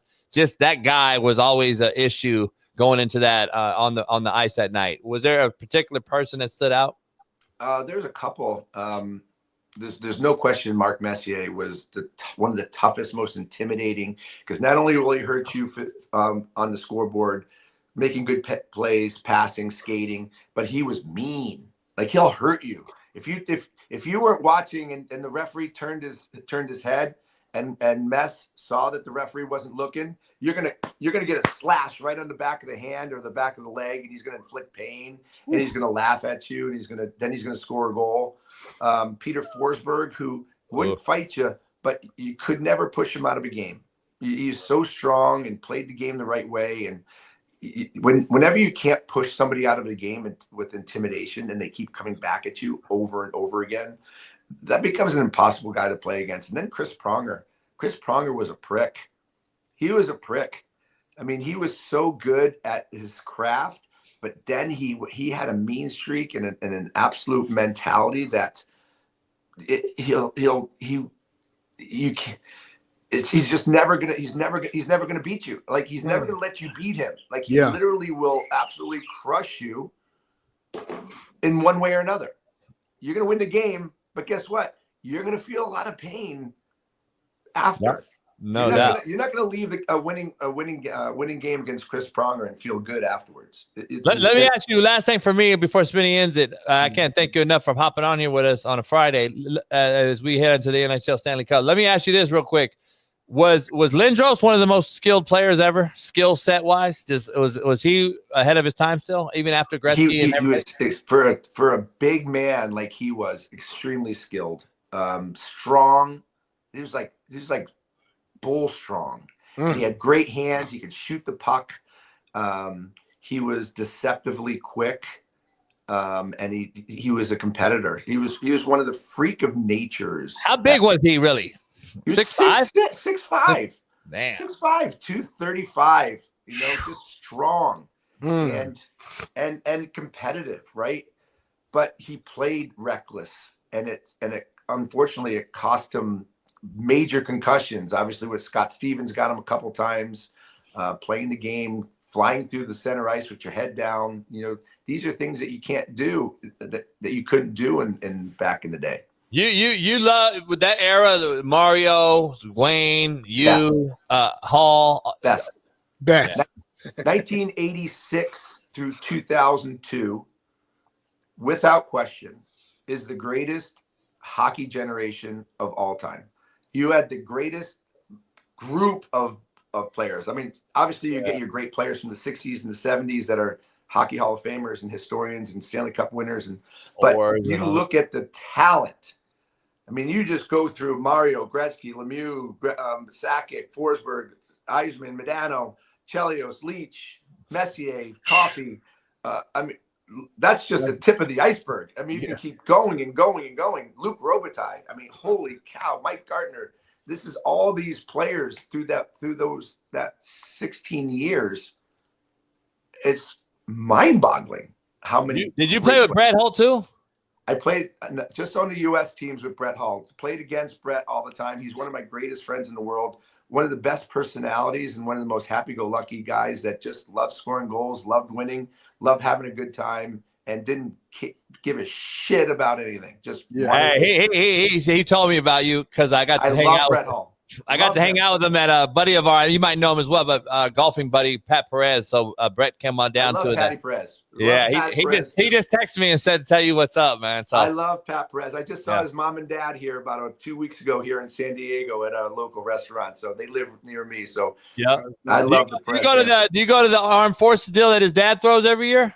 You ever go to? He actually just asked me to come to it when I saw him a couple weeks ago. So hopefully I'll be there. I'm there every year too. I'll see you there too. Definitely. But Smitty has one last thing for you. Last question for me. So you shared a story. This is years ago. I saw it online, and I'm gonna draw a blank on the guy's name. But you talked about the physicality that you played with, and you shared a story where you knocked the player out, and then you had to play against that same team. I think like a couple days later.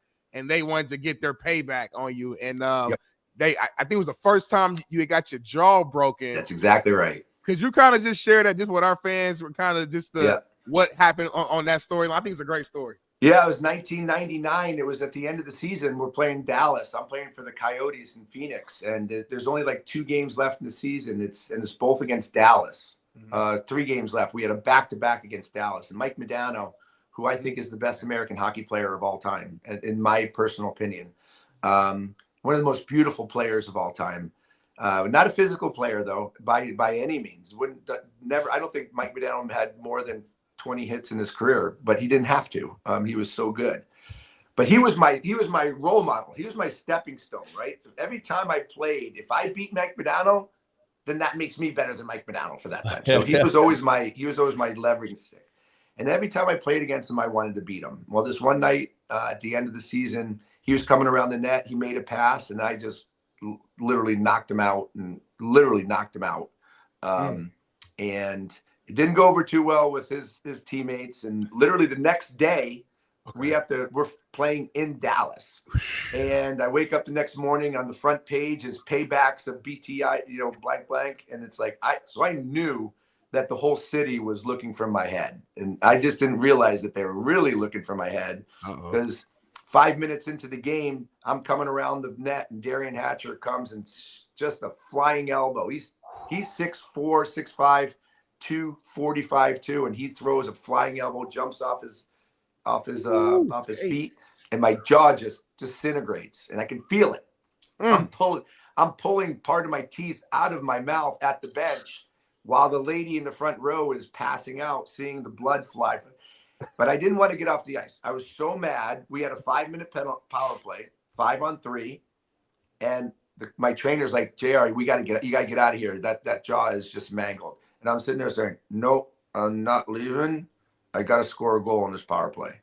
I wanted to score. I wanted to go out there, score a goal in the power play so I could leave the rink to go get my jaw wired. And I wanted to leave the stadium getting the last laugh by scoring a goal and just go like this and just give everybody the finger. That's what I wanted to do. So I played for another 5 minutes with my jaw flopping all over the place and spitting blood. I didn't score, unfortunately, so I wasn't able to do that. But that was just the mentality. I just always wanted to get the last laugh. And Darian Hatcher got the last laugh on me that time. But I wouldn't change it for the world. That's legendary. That's an incredible story. Yeah, you won't get that, Smitty, from your generation. Well, there's a few cats, like he said, a few cats he thinks would do it, but a lot of them, won't do that. Super last thing, because somebody in the chat asked this: did you have any encounters with Michael Jordan? We know you guys are both in Chicago at the same time. Yeah, Mike. There's never been a more competitive person than Michael Jordan. To me, in all of sports, this guy will beat you any way possible. And if you do happen to get him, I beat him in a couple golf rounds. He'll find a way to get his money back or beat you at something else to make sure that he has the upper hand. So I'm a biggest Michael Jordan fan ever. I don't think he likes me telling stories about, beating him for money and then him going out and scoring 56 points the same night, winning back. So, him beating me for like $12,000 playing gin because he's a better gin player than he is a basketball player. It's just everything. So, Michael is a freak of nature. And the fact that anybody can sit here and say that he's not the GOAT and the greatest of all time is totally beyond me. Hey, he told Pat and I he'll smoke more cigars than us and he'll bet $1 million on it. And I'm just like, fuck it. You can I would love to bet if I had the money, I would bet him, but that's how competitive he is, Smitty. Oh yeah. No. He don't give a fuck. Whatever. Will bet you in anything. Anything. I'm not lying. Anything. No, anything. Like, it's crazy. He'll find a way to win because he is the ultimate competitor without question. And he's a great representation of sports. That's for sure. No doubt. Well, you are too, Jeremy, man. This has been an honor to have man. you on here. You're welcome back anytime, man. And thank you. Been one of my favorite interviews, man. So I love it. I love Jeremy, it. I appreciate you guys. Pat, say what's up. I'll see you in a few weeks at the golf tournament, hopefully with Pat. That sounds great. You guys give great podcasts, man. You give great podcasts. I love it. You guys appreciate do you, great. brother. I appreciate you, man. Thanks a lot. Legendary. I appreciate it. We'll see you soon. Jeremy Thanks, Roenick. guys. Yes, sir. Appreciate it up, y'all. Popping up. Jeremy Roenick, man. Y'all know how I'm feeling right now, man. I got chills in my body, man. This is one of my favorite sports, and to have an all-time great on here and to just give us those true just stories, and not even the story, just the real of it from his experience of his era compared to now. We did the hockey breakdown of the Oilers and Panthers rematch, the Jordan. Like, this whole thing was incredible, man. And the fact that y'all not in here and y'all haven't hit the like button yet, it's mind blowing to me. And I don't know what more we can do to even. You know what's more mind blowing? What? This fucking idiot. Christian Alexander Monzi in the chat says, Coach says he was known by Nick Saban and Lane Kiffin, all lowercase, by the way, disrespectful.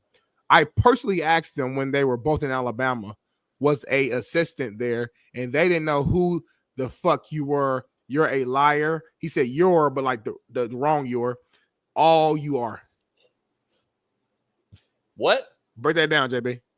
I don't know, but it's funny because like on Netflix, like Lane's talking and writing in a book for me. But it's crazy. You ain't gotta say that, JB. I know. You ain't gotta, you know what I'm saying? I just love when people just make up shit. Like, why do you make up shit? I don't like this show's damn near big. Yeah, right, damn near. Right. And it's damn near good. It's almost there. And like we do shit and people see it.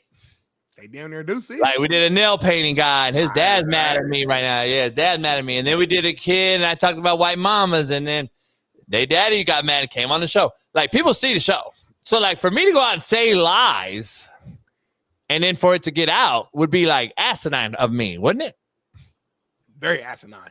Yeah, crazy. To put your name on the line like that when it's a public platform. Like, I just texted Lane right now.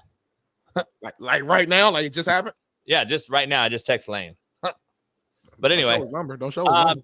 Hey, Smitty, let's take a break. We haven't taken a break. You deserve one because that great interview and that great hockey breakdown you just had. Appreciate that, man. It means a lot. So, man, just unbelievable.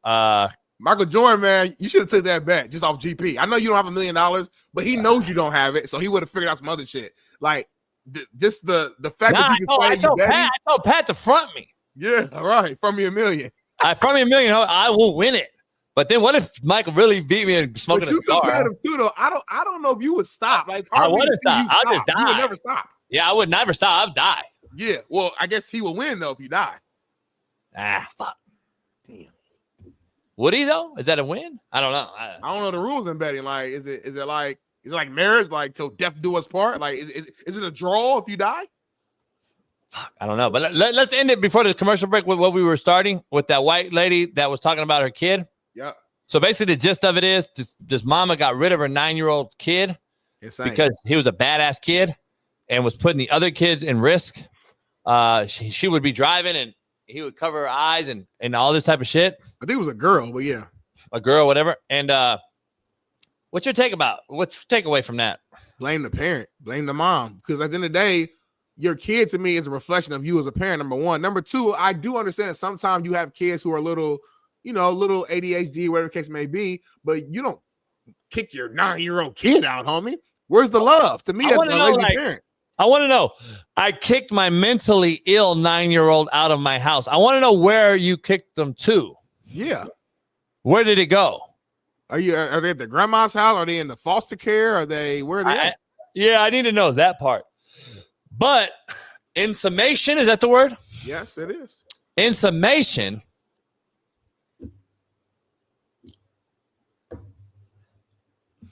my point is starting to come back to full circle, homie.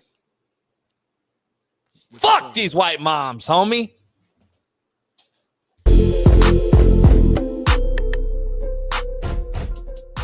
Hey, well, fuck it. I'll go home tonight. I'll drink my yak and smoke my stick, and I'll get it back cracking.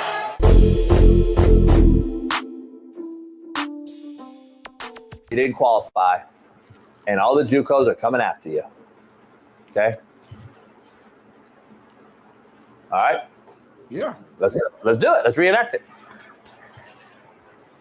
Hey, what's up, Coach Brown? I know you guys got me out here to visit the campus. How you doing? This is a phone call. Hey, what up? Hey, Darnell, what's going on, man? Hey, listen, my running back coach is on the way over to your house, and she's gonna do a home visit with you. She's gonna do a home visit with you and your mom and your dad. Okay? And I know your dad. I'm sorry not to cut you off, Coach. I said, what's his name? What's my running back coach's name? Coach Fuller. Oh, okay, bad. Well, what type of car he driving up on so I can know, to expect? She's gonna be in a Prius. Okay, I'm just a little confused, Coach. Why do you keep saying she? I'm just confused. Because the school, unfortunately, the school made me hire. I know you're the best running back in the country, and I gotta get my running back coach to get you. The school made me hire a female running back coach. So really good though. She's really good. She's gonna come over and do the home visit. Her name's Coach Fuller. She'll be there any minute. Okay. All right. So let me know how it goes. All right. Thanks, Coach. Ding dong. Ding dong. Come in. How you doing? You Coach Fuller? Yeah. How you doing? I'm How you doing, Darnell? Coach Brown told me you were coming by. Pleasure to meet you. How you doing, Darnell? Man, we really want to get you on our campus. We really want to get you on a visit. And I think Coach Brown is really, really high on you. And I know you could tote the rock. Okay. You could tote the rock. I know you could tote the rock. You could tote the rock. I appreciate you that. Could tote the rock. I want you to hit. I want you to jump that. Do you have? What? What type of experience do you have coaching the position? Coaching the position. This is my first job. Oh, okay. But I'm gung-ho. I'm a go-getter. Okay. I am a gung-ho go-getter now. And I'm going to get you from point A to point B, Darnell. What scheme do you guys have there? Like, how do you I guess assume how do you plan on using me? I don't know the scheme yet because we just got the job. So Coach Brown's going to implement the offense. But I want to teach you how to be the best Darnell Smith possible. How much NIL do you got? I don't know about that. I know I'm a little white girl, okay? But I got to be able to recruit the brothers. Coach JB said, I got to recruit the brothers. So I know I'm kind of behind the 8 ball, Darnell. Don't give me please don't tell Coach Brown that I ruined this recruiting visit. But I'm really going to teach you how to jump cut. I'm going to get you to jump cut through a gap and hit that thing and get vertical right now, Darnell. I'm going to teach you how to be great, Darnell, because although I never did it, I never played it down. But I can teach it. because all things should be we should be all inclusive. We got to. It's an equitable position, Darnell, and I can teach you jump cut. And listen, Darnell, I know one of our rivals has a Patrick Queen type of guy, plays linebacker. And I'm going to teach you how to meet him in A-gap. And I'm going to teach you how to protect our quarterback. And I'm going to get you to that D1 college that I've never got anyone else to ever before. But I'm going to get you there. Please tell Coach Brown that I did a great job. And I appreciate you, Mrs. Smith. And thank you for the peach cobbler, ma'am. And the McDonald's. And I'm going to get you from point A to point B, Darnell, and you're going to be the best running back ever. Thank you guys for having me, and we hope to see you on campus soon. Goodbye.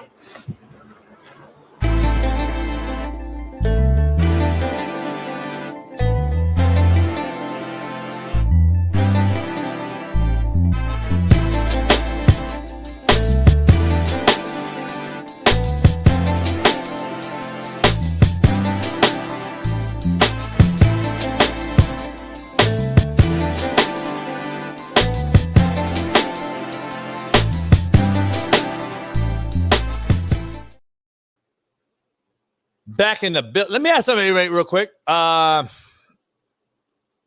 did everybody know? Me ask. Can you all raise your hands? Let me know, real quick. Bailey, hop in real quick. Smitty's BPS. What do you know me as? I'm a football coach, right? A coach, yeah. I just did a skit, ad lib, random. You just showed it, a commercial. Yes, great skit. That was funny. Funnier than anything Drewski's ever done. And I'm not a comedian. Yeah, that was pretty funny, Coach. Yeah. Just throwing that out there, FYI. I'm just throwing that out there. But he's a somebody.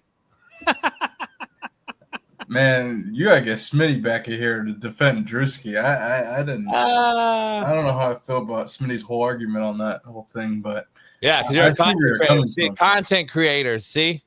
Mm-hmm. Yeah. What time's Michael Cooper on? You got 13 minutes to the Lakers legend Michael Cooper's on, and Smitty. I know you're back there somewhere. I know who that is, Smitty. Just saying. What? Hey, I go over here to try to handle some things around the home in preparation for my dentist appointment I got at 10 o'clock, and I hear you in the background trying to troll me and fans saying that the skit that we did was better than Drewski. At the end of the day, I'm not gonna sit here and I don't know Drewski personally. I'm not gonna sit here and try to defend Drewski. I just keep it on the topic. I just said you know me as a coach, not a comedian, right? That's fact, right? I know you from Netflix as a coach, yes. And we've done skits on this show that are funnier than everything Drewski's ever done, and we're not comedians. Either one of us are comedians. You and I do content. To Bailey, you and Bailey wanted to be content creators, so we started a content show, and we've done things funnier than Drewski's ever done, and he's a somebody. Drewski's hilarious. He's not funny at all. He's hilarious, and he does a lot of. I haven't seen one thing he's done that's funny. Well, you don't follow him. I get it, but I'm just saying. Only time you see stuff is like he's everywhere. Happens to be like trending on your timeline. No, but he's everywhere though. Yeah, he's funny. It's okay if his comedy's not for you. There's some all-time great comics who are not like my type of my team. Like, for example, I know this guy's the legend, and I'm gonna get flack for it, pushback for it. But like Jerry Seinfeld is not that funny for me. He's not funny to me either. Okay, cool. But I know Seinfeld's a legend though, so I respect. Yeah, he's not funny to me either though. Two things can be true. You can be a legend and also not be funny to me. So, I just said he's not to me. That's all. Some folks don't think Chappelle funny because Chappelle does like a story tale. It's like a slow. His comedy ain't for everybody. So it's all like comedy's all subjective. So that's fine. But I'm saying there is a huge audience that thinks Drewski is funny, and it's real. It's not just social media. It's like he goes on the shows and sell out. You know what I mean? And again, we're using Drewski as the main example. But again, Destiny Banks does a lot of stand-up shows now and have sold out crowd. DC Young Flies traveling around the globe with Mike. I still don't know who that is. You don't know who DC Young Fly? Okay, that's cool. But these are just guys who I would put them in the same category. Even your guy who we always forget his name. We were just talking about the other day. He's a do skits every single day, and you said he stopped. You haven't heard from him in a while. His name starts with a K. It's not Carlos Miller. Not Kai Kinetti. Not Kai Kinetti. Nah, I'm talking about that. I'm looking at his face right now. I used to watch his skits every morning. Yeah, Desi, whatever. Oh, no. That's the other one. That's the other one. Man, what's his name? Anyway, but like him, he's a guy got out the mud, built it up. Like same thing, Drewski. Same as Drewski. Everybody's like, oh, he's a plant. Oh, did it? This guy. It's like, nah, home. It's not all like that. Yeah, I'm not totally like agreeing to the plant thing. I'm just saying that there's something that these guys did, and that's why I don't just put Drewski by himself. I'm not just like going at Drewski. I don't know.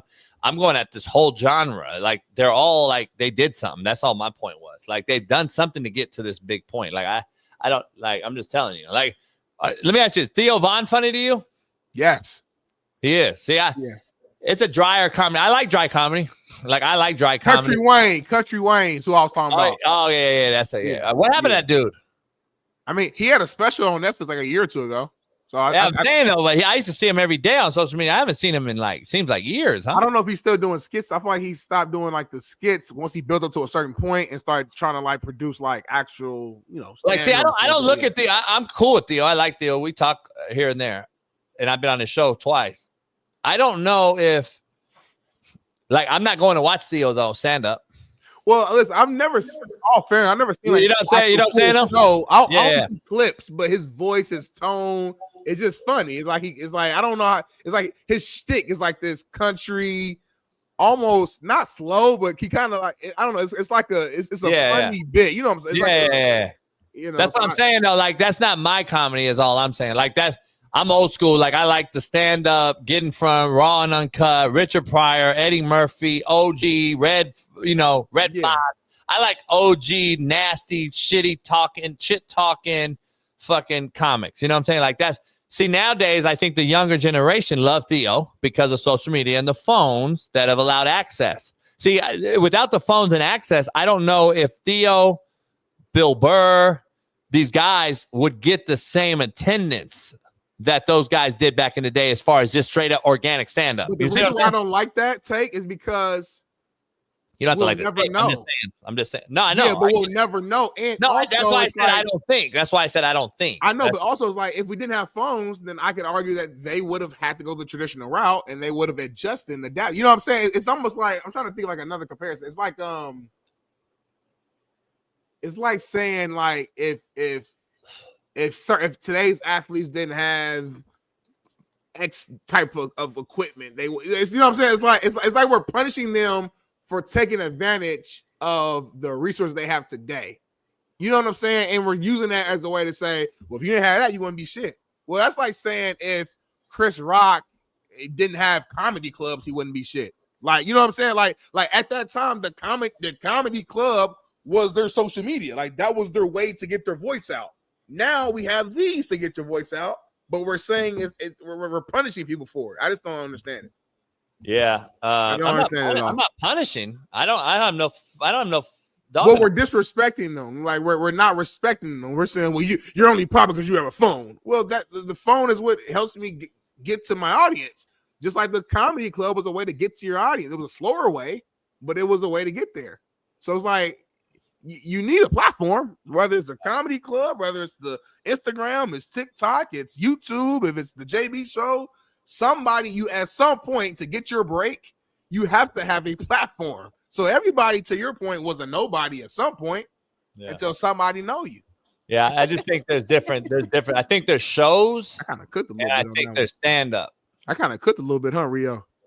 No, I think there's shows though, and then I think there's the show era is what we're in now. Like the Chappelle Skits show. Started like in Living Color, like those are shows that are different than Saturday Night Live. They followed the Saturday Night Live model. Yeah, like there is no more Andrew Dice Clay stand up. There is no more Richard Pryor. Like this completely different in my opinion. Like I don't believe the show styles, the skits are true comedy is what I'm saying. I guess that's the difference, and that's all I'm saying. So you didn't think Chappelle was true comedy then? Chappelle show. And I before you even answer, I know you think it's real comedy because you watch that shit every fucking night when you go to sleep. Pause. It's an all-time legendary show. We all think it's funny. So like skit comedy is a form of comedy. Now you can say it's not your preferred form, but that's literally what these cats are doing. But instead of them waiting on Comedy Central to pick up their show idea, they're using their own platform to do the skits. But Dave Chappelle started at stand-up. Cool. I'm staying on track though. I'm just saying you just said that you don't think skit comedy is real comedy, but you just talked about how I didn't say it wasn't real comedy. I said there's two different styles of comedy. I think the skit style is the show style that we're seeing now, like the show style, meaning Theo Von interviewing with Caleb or Theo and these other guys. Like those are show style. Like we're doing a show, we do a show, and we dabble in everything. We dabble in any and everything. We talk a little bit of politics. We talk about disagreeing on sports. Politics. And that's what I'm saying. So we do a show that has everything. There's a difference, in my opinion. That's all I'm saying. But anyway, Smitty, I want to ask you a question, though. And I want to get to brass tacks here.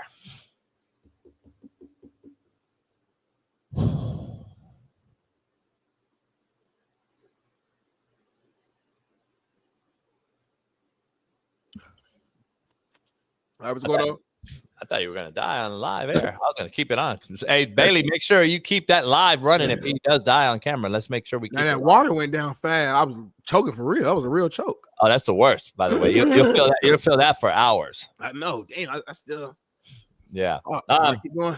Let me ask you, why has Ohtani's betting guy yet to be arrested? What happened? Well, no one can answer that question. I've been asking it to everybody lately, and everyone's like, damn, good question. He was indicted and all this shit and never heard anything else after. Like, this motherfucker never got arrested, by the way, and he was doing Uber Eats. So, like, I just wanted to I was going to ask you a question. Like, why this motherfucker's people ain't been arrested? Man, I don't know why Ohtani interpreter not arrested yet, man. I don't know. I don't know why he's not arrested. I don't know what's going on. He should have been arrested. I would have been arrested. Who's that? I was trying to do that was a bad Tyson. I gotta hear. I can do Tyson if I hear Tyson, but I can't do it if I don't hear it. You do a pretty good job, by the way. I gotta hear it to do it though. Like if I hear it, I can do it. It's weird how my brain works. But nah, I mean, he ain't black. That's the answer. If he was a black man, he'd be arrested. He would have been arrested. No questions asked. But he's getting away with it because of his skin tone and who he is. Darnell, you wrong. Who is this? Ohtani. Somebody he went to Uber Eats. I got Knicks +7.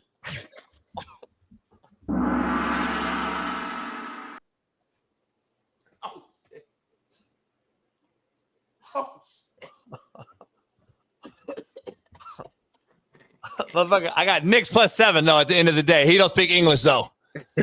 Said that super clear. Darnell, you're wrong. Darnell, fuck me.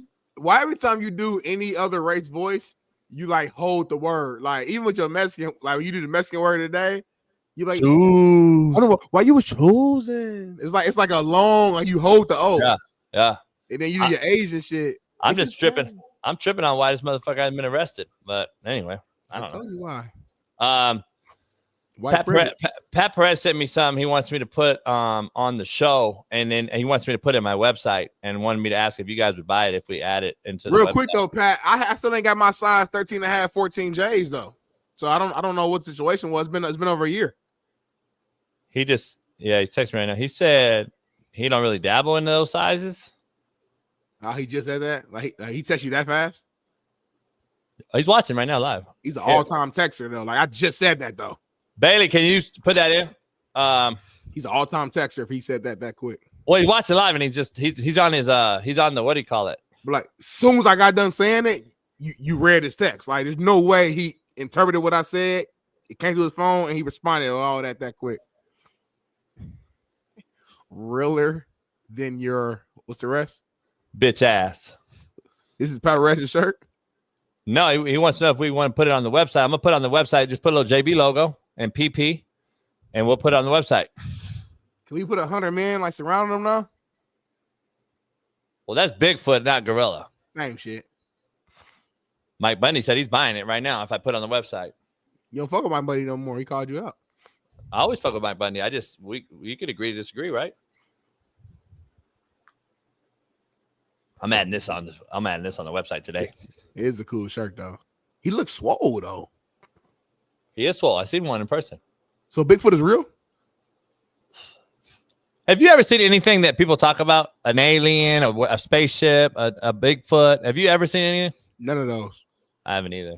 That's why I asked you. I know you've been in Cali your whole life. I know a lot of these things be like in Cali and like Vegas. It be in weird spots like that. I'm from Indiana, homie. If there ever was an alien, they're not coming to Indiana. For what? Ain't nothing to do. We chilling, you know. They'll come to LA. Big city, bright lights. Paris did say she saw a ghost, though. How do you see a ghost? See, contrary to belief. That's BPS. BPS. That's BPS. That's cab. You don't see ghosts. They're invisible. Paris be lying. Paris said she saw a ghost. 2 weeks ago, she said a superhead follower. She said something else. She been clowning the last couple weeks. I think we got Michael Cooper joining us here soon. We'll see. You know we haven't talked about the thumbnail all show long.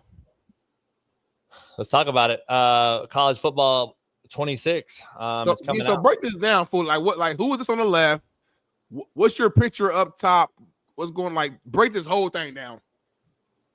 I'm telling Bill to come see me about this because this is pissing me off. Oh, that's Bill Shorty. That's Bill Shorty, yeah.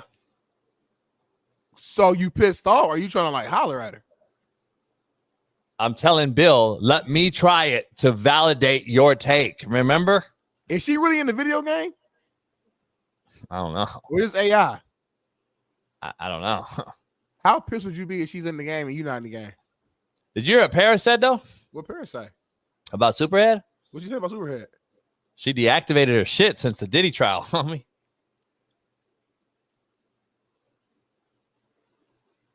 Speaking of the Diddy trial, we have an insider, as you know, Lauren, who joined us last week, and she'll be joining us weekly, but she's in court because court has held them over, so she cannot come on the show live, but she will be on our show Monday morning.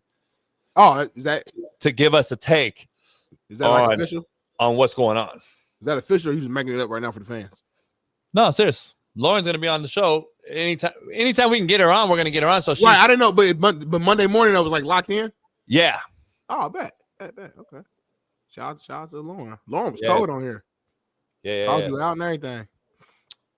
No doubt. Paris knows everything about Superhead. That is interesting though. Deactivated her account. Hey, you know what another conspiracy is right now? What is it? Read it. The nobody that is around Tyreek Hill. What's the guy's name? The white dude that just did the thing? You talking about the content creator of the stream, Aiden Ross? Yeah. He was the guy seen with what's the name when he got shit snatched and got in the fight, right? I thought AB? AB, right? I think so. I be getting these guys mixed up, but I think so, yes. Where's AB been since? He in jail. He's not in jail. He got out that night and did a video, homie. Oh, for real? But he hasn't posted one tweet. And this cat was like the most followed account over the last 6 months. What happened to AB is another conspiracy, homie. Let me see. He ain't tweeted nothing out? No, he hasn't tweeted nothing out. People been posting like, where's AB been? Where's he at? Blah, blah, blah, blah. Yeah, homie, go check it out. He tweeted 2 days ago. He said, return is near, crackers. CTE, ESPN. Yeah, that wasn't him, though. Because somebody said the last 11 days without AB on here has been just depressing. And they see, yeah, homie. I'm telling you that nobody's getting caught up. You better start calling nobody then. Get the whole YouTube shut down again. That whole genre is gonna come after that. They got power, homie. Believe it or not. Hey, that's its own genre now. Yeah, they got power, homie. The streamer world. Yeah, Kai Canetti and all those guys. Kai Cenat, stop, homie. Well, whatever. I mean, it's the same shit at the end of the day. Kai Cenat cool though, at least, because like I used to be like, I didn't understand at first. Like he a young black cat from the East, from New York. Didn't grow. I kind of know the story a little bit more. Didn't grow up much. You know what I'm saying? Like went to school. Like he kind of gave his background to where you feel a little bit more personable with him. You can understand the young cat a little bit more. You know what I mean? Bought his mama out. Like he kind of really give you the details of what he doing. So I can respect him. He not doing nothing negative really. He's a young kid coming up with creative ways that to entertain the young generation and have fun with his friends. In the grand scheme of things, that's what he does. In the grand scheme of things, like it ain't nothing malicious. He ain't putting out nothing that's like. What school did they go to? You know? I'm not sure what school he went to.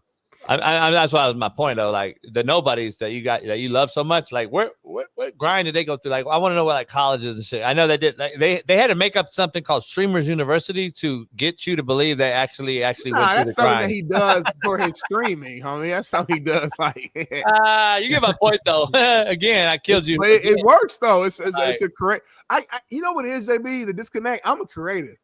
Like that's the space I've always, even as a kid, I've always been a creative. I told y'all before, when you back in like 06, 07, I made a skit. Me and my friends outside, I was 13, 14 years old. We were acting like we got in a fight on the basketball court. We used ketchup as the blood and we uploaded on YouTube. It's way before we ever knew what YouTube would be. Let me ask you. So I've been in that. So I respect creators, is what I'm trying to say. I'm not saying you don't and you shouldn't. You're not creative at all. What I'm saying is though, like my point is my like I guess that what blows me away is that for you to actually, because you like respect certain people, you like, man, I want to for the grind. I'm not against them being a grinder. Okay. But I here's what issue I have though. The point of my nobody take clear your throat is the fact that they have zero talent. They didn't acquire it either. They didn't earn it. They didn't learn how to be talented in their profession. They were gifted a phone in the era we are in, just like Patrick Mahomes has been gifted the ability to not be hit in a game that used to be violent. It's the same thing. You were gifted things. I don't see the skill set in what they do. I see that the benefit of what the times have allowed them to make money in is what they get. That's my take. For every era. What was that? Couldn't I argue that for like most eras? Like even as hard as you think you grew up, I bet your dad and your mom would say that shit was way harder. Yeah, that's fine. So I'm saying you could all like. I bet your parents probably thought you had it easy. You know what I'm saying? Like you could always. I get that part. Yeah. You see what I'm saying? Like but at the end of the day, it's still the same genre, same possibility that I had to go through. Though I didn't get the benefit of doing something completely different for nothing. That's the difference I'm saying. That's all I'm saying. I don't see anything that these cats do that we can sit here and be like, damn, Kyle Canetti actually did a hell of he just grinded like a mother. I don't see that at all. Homie. Personality, homie, God given. Like but it's God given. My personality has helped me a lot in my life. Let me use that against you then. Yep. Wouldn't you question at least how many people missed out and the talent that we have yet to see or never got to see because the lack of this? Because I know how many talented dudes I know, Smitty. You know how many talented dudes we know, crack babies, fucking crackheads, cats in the hood that couldn't get out and didn't have the benefit of the doubt, that had to go through it. And they were like, damn, that motherfucker was the best hooper I ever seen in my life. He was Michael Jordan like a motherfucker, but never made it because X, Y, Z. Mm-hmm. There's that argument too, homie. You know how many motherfuckers missed the opportunity? To your point, to say, oh well, don't you argue that was every genre? Nah, homie, because I know a lot of cats that missed out too. But it's not even a miss out because they ain't even know about it. So like in their eras, it was another way to make it, and they didn't make it, which means they wasn't good enough. You see what I'm saying? Like you can always say, oh, if I would have had that, well, you didn't. Because in 10, 20 years from now, there's going to be another technology that these kids are like, if I had that, well, you didn't. You got to find a way to win in your era. Yeah. Let's dive into something. That's the quote of the day. Find a way to win in your era. Yeah, I didn't even take that. I stopped listening to you. Let me ask you this. Let me dive into something. Caleb Williams. Let's dive into Caleb Williams real quick. I don't dive into Caleb Williams at all. Take a video. Take a look at this video. Down all that was said. Yeah, I had a good visit at the other place, Minnesota, with Ken O'Connell, good staff and all of that. Obviously, he just won Coach of the Year award and things like that. So obviously, good staff and things like that. But something that keeps getting lost, something that keeps getting, I think, not being addressed the way it needs to be, is the fact that, I went on that visit first, came here, and then after I came here, I went back home, talked to my dad, and all of the things that were supposed to be these big things that everybody's been talking about recently. One never happened, in the sense of they were all thoughts, they were all ideas, and I think if you're in the situation, I think if you're son or daughter, anybody is in a situation to be in that position, I think you think about all of the options, and and you look at it, the history and the facts and all these different things, and those are thoughts that go throughout your head in those situations. So all of those are thoughts, and then after I came on my visit here, it was a deliberate answer and deliberate and determined answer that I had, is that I wanted to come here, and just like Ben spoke about. Smitty, I equate him to Ryan Clark and the publicist and his team behind him that just shut up, homie, at this point. It's over. You're the first pick. You're in Chicago. I don't understand why he sounds like a high school kid decommitting. That's the vibe I get. I get a vibe that he's decommitting from something, and he just keeps talking, and I'm like, this ain't helping you no more. It doesn't focus anything on the Chicago Bears. It doesn't focus anything on your rookie campaign and what you need to do to succeed in this league. It doesn't focus. To me, it's just like a lot of rambling for no reason, when I don't understand the teams behind these guys that just like, hey, now you got Ben Johnson as your coach, homie. It's time to now say, hey, new era, move on. You didn't go to Minnesota. Everybody in the world knows that. So I'm just trying to figure out why we are sitting here like still rambling on about something that is you're continuing to keep in the news with your father and the things that he said, and this helicopter parent take that everyone's out there now saying about your dad and you, when now it's just time to go about your business. That's all my take is. I'm not going to bash the kid. I'm just saying enough is enough. It's time to show us who you are, homie. Yeah, no, that's a good take. I just think, media is going to be media, and the media they have to ask this question. And this news went out recently about his dad making comments about what he was going to do. So the media asked him a question, so he's answering the question. I think it's a tough one to answer. You got to be very careful. That's why he's kind of rambling on, because he don't want to slip up, say the wrong thing, and then the media takes that one line and blow it up to another thing. You know what I mean? So I think he's just trying to be quarterback heel and answer it in a way that's going to keep him protected, but also allow him to actually answer the question and move forward. So I hear what you're saying. I guess he could have said next question, but that would have been another story, and then you don't want to like he always has an excuse. But I just don't know what you want to say. Yeah, I'm not gonna lie. I didn't want to come here. I just wanted him to end on all he had to really say back, like what we would have got. That's why I continue to compare the eras, and I think it's a mistake not to. And I don't think you can really discuss greatness without talking about eras, because that's just a fact. The eras are different. To your point, eras are different. You have to compare the eras. I don't care what it is, because shit changes, good or bad or indifferent. It doesn't matter. The eras are the common denominator is the era. It doesn't matter what sport, what business, what life we're in. Eras matter. So I don't know if you can not discuss the era when you talk about the GOATs and the greats and the certain player versus now versus then. So I don't know if you can't discuss eras. Now, having said that, I want to know why he just doesn't get up there, Smitty, and say, you know what? I'm a Chicago Bear. I'm ready to get this thing going here. I'm excited about Ben Johnson and what we have done in the offseason. We have great talent surrounding me. We addressed the O-line, D-line, that's how he could have said it. I don't understand why he keeps saying Minnesota, my father, my blah. He's keeping it going.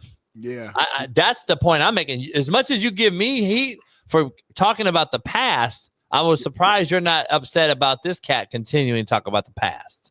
I don't understand why. You are a rookie, number one pick, and you didn't meet expectations last year. And now, number one, everyone's watching you. And now if you fail this year, the number one thing that's going to be talked about is, again, your father being a helicopter parent. Like, that's going to be the number one thing. You're the number one pick, and now you're in Chicago, and now it's time to be the Bears quarterback and do something that hasn't happened in Chicago since 1985. So that's all I'm saying, homie. Nah, that's a great point. I have no rebuttal. Big word. Can you spell it? Michael Cooper will be joining us here in a minute. He's getting out of a coach's staff meeting. Michael Cooper has been, shout out to Mike. He's been coaching forever. Like he's a coach now. He's been coaching. He won 2 titles for the Sparks. So then he went back to be the Sparks coach later on after he went to the NBA and after he went to college. And he was coaching high school out here.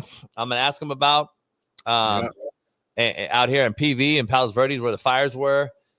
He's been doing it all, man. So it's I'm interested to talk to Michael Cooper for the time that we can get him. I know you got some great questions to ask him. I do got to bounce like right at the end of the show though. So hopefully we get him. I gotta go.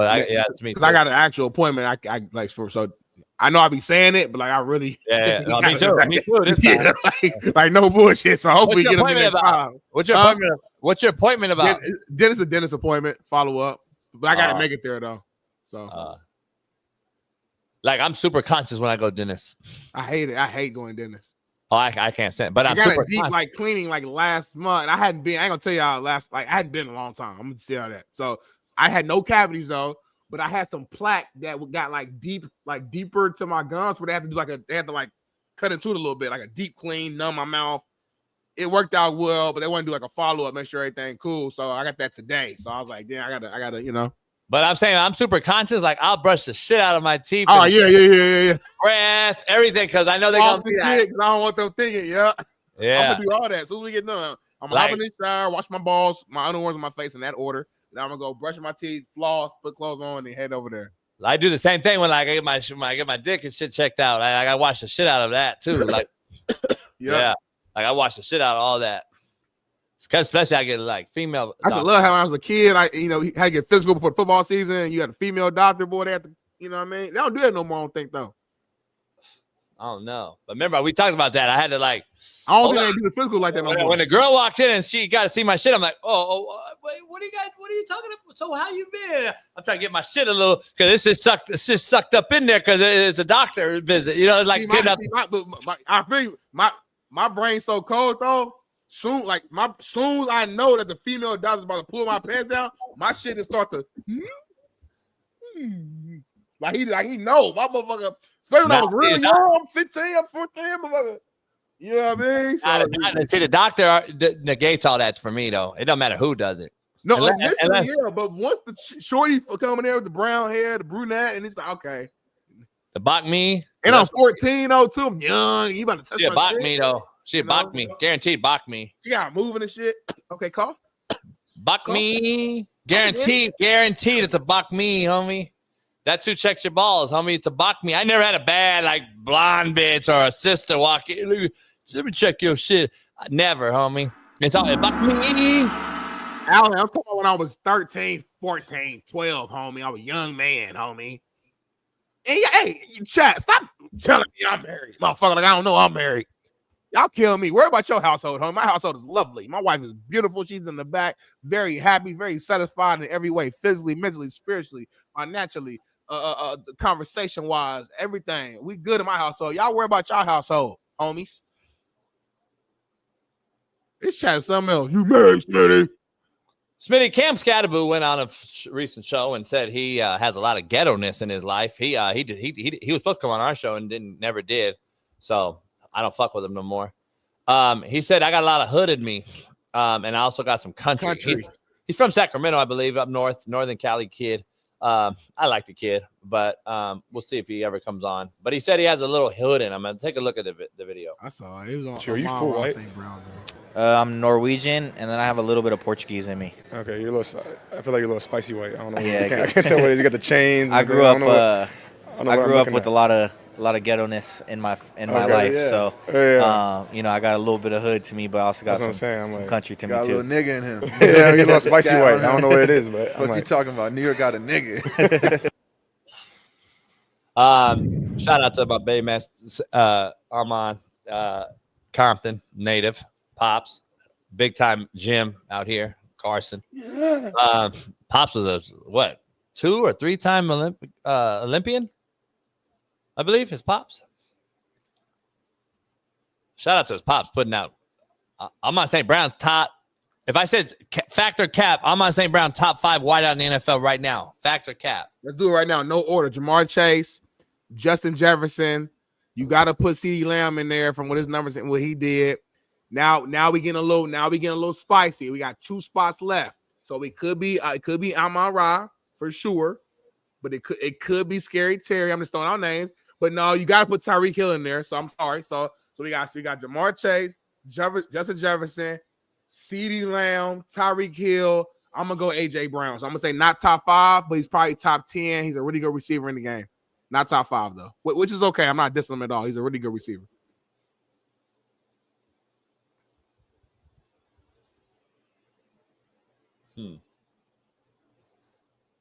I don't know if Tyreek's into my top 5 anymore. Bullshit. Nah. Now you can say what you want about the getting arrested before the game. I'm not even talking about that. I just think he tax football shit. That's the bad motherfucker. But he fell off a little bit last year though. His quarterback was fucking. Nah, it don't you matter. talking about? It don't matter. You don't get passes. Why do you get passed out all of a sudden? I'm just saying. He's a bad motherfucker, bro. Stop, bro. Stop. Come on now. Devontae Adams is out of it for you. Top 5, yeah. He's out of top 5 now. See, I'd have Puka and St. Brown are fighting for top 5 for me. I like Puka. Puka and St. Brown are fighting for that spot. The names I threw in, the one you're taking Tyreek out. Yeah, after last year, because I'm going by last year. I'm going by the recent time, homie. Like, you got to think about recent. Like, we can't go off 2 years ago, 3 years ago. We're talking about right now. And then there's the youngsters upcoming, like the Brian Thomases and the your boy in New York without a quarterback. Yeah, and then you still have like Tyreek missed games last year. Tua was hurt.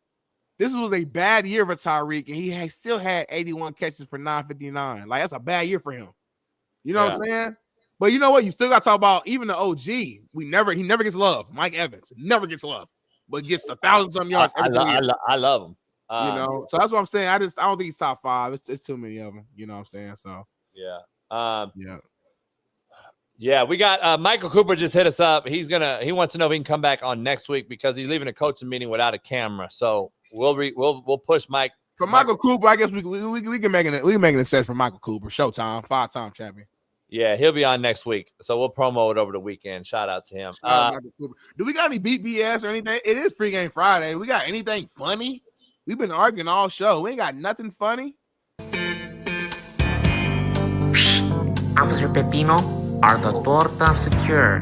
I repeat, are the tortas secure? Don't trip, the tortas are secure, homie. The tortas are secure. Over. Homie, I know who that is, homie.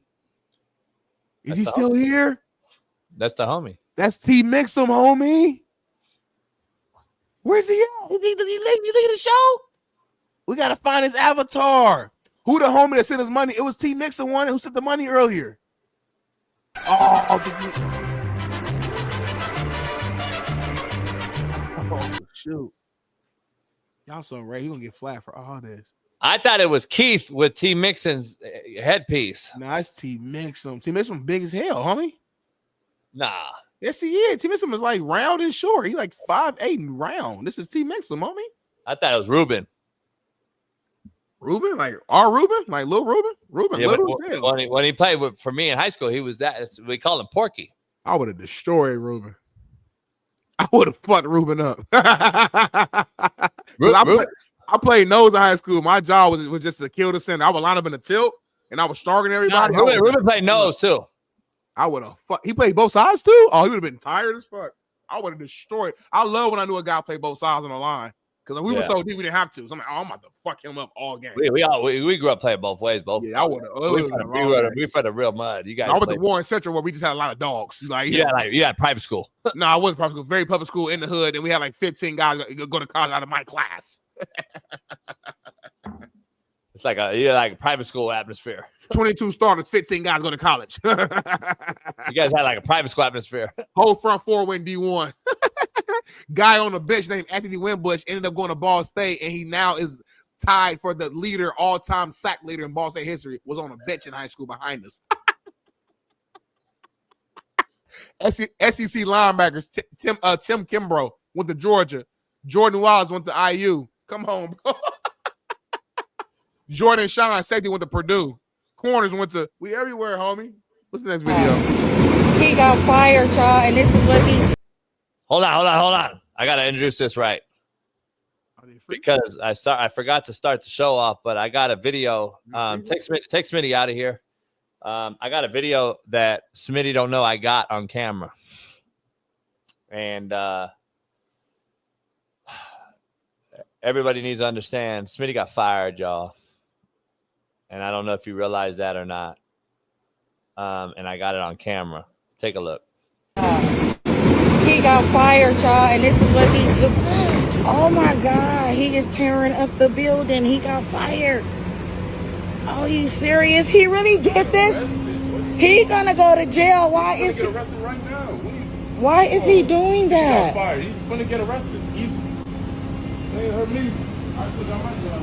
Oh my God. Are you serious? Did they fire you too? Yeah, I react a different way though. Am I gonna get fired? You work with the company.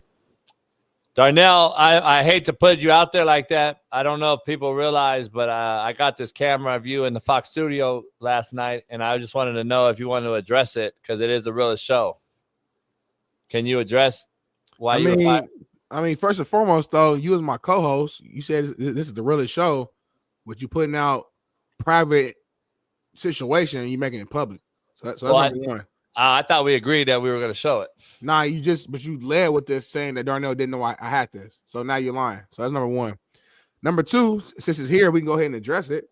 Had a little situation with my manager.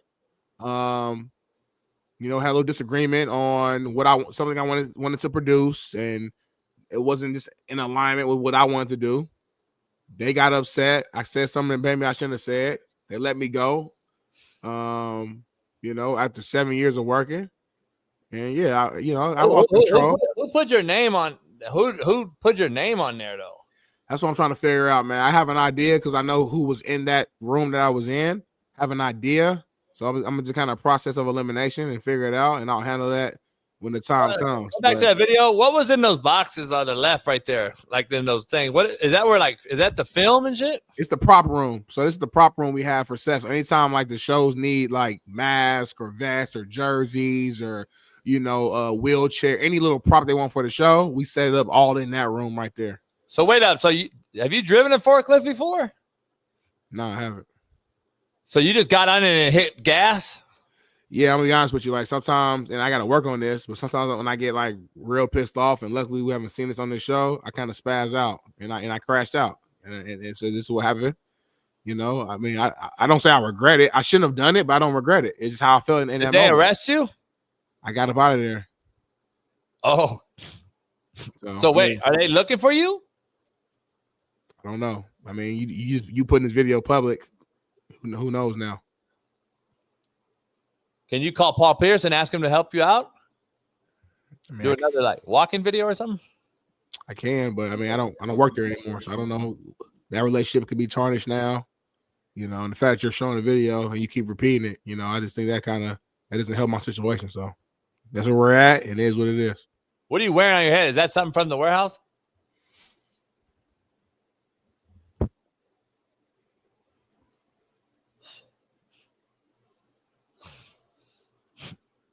Nixon 7. Real quick, I got some hell yeah, hell nah for us. Last 1 minute of hell yeah, hell nah. We ain't do this in 2 years, homie. I haven't written anything down. Just real quick, hell yeah, hell nah. I'm just gonna throw some out there, Smitty. Hell yeah, hell no. Powered by BetUS. Hell yeah, hell no, Smitty. Shedeur Sanders will be day one starter in Cleveland. Hell no. I'm agree with day you. One. I'm agree with you. Hell nah. Hell yeah, hell nah. The New York Knicks will force Game 7. Hell no. The Pacers in 6. I'm going to say hell yeah. I'm going to bet on it. Knicks in 7. Hell yeah. Hell nah. The Raiders will make the playoffs. Hell no. Not enough. They've been voted as the best offseason, if you haven't looked at it by a few different outlets. Hell yeah. Hell nah. The Lakers will make a key acquisition this offseason. Hell yeah. Lakers always do this. Hell yeah, hell nah. You will get your job back at Fox. I'm going to say hell yeah. I'm going to speak life into my life. Hell yeah. I agree with you.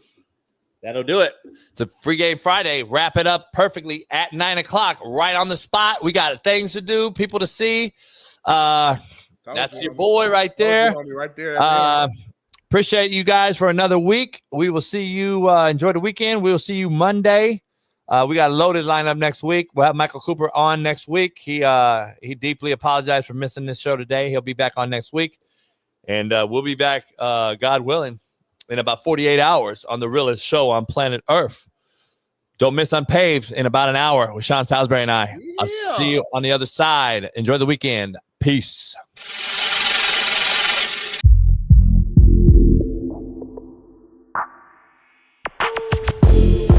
This the real JB. You better find the skin real quick.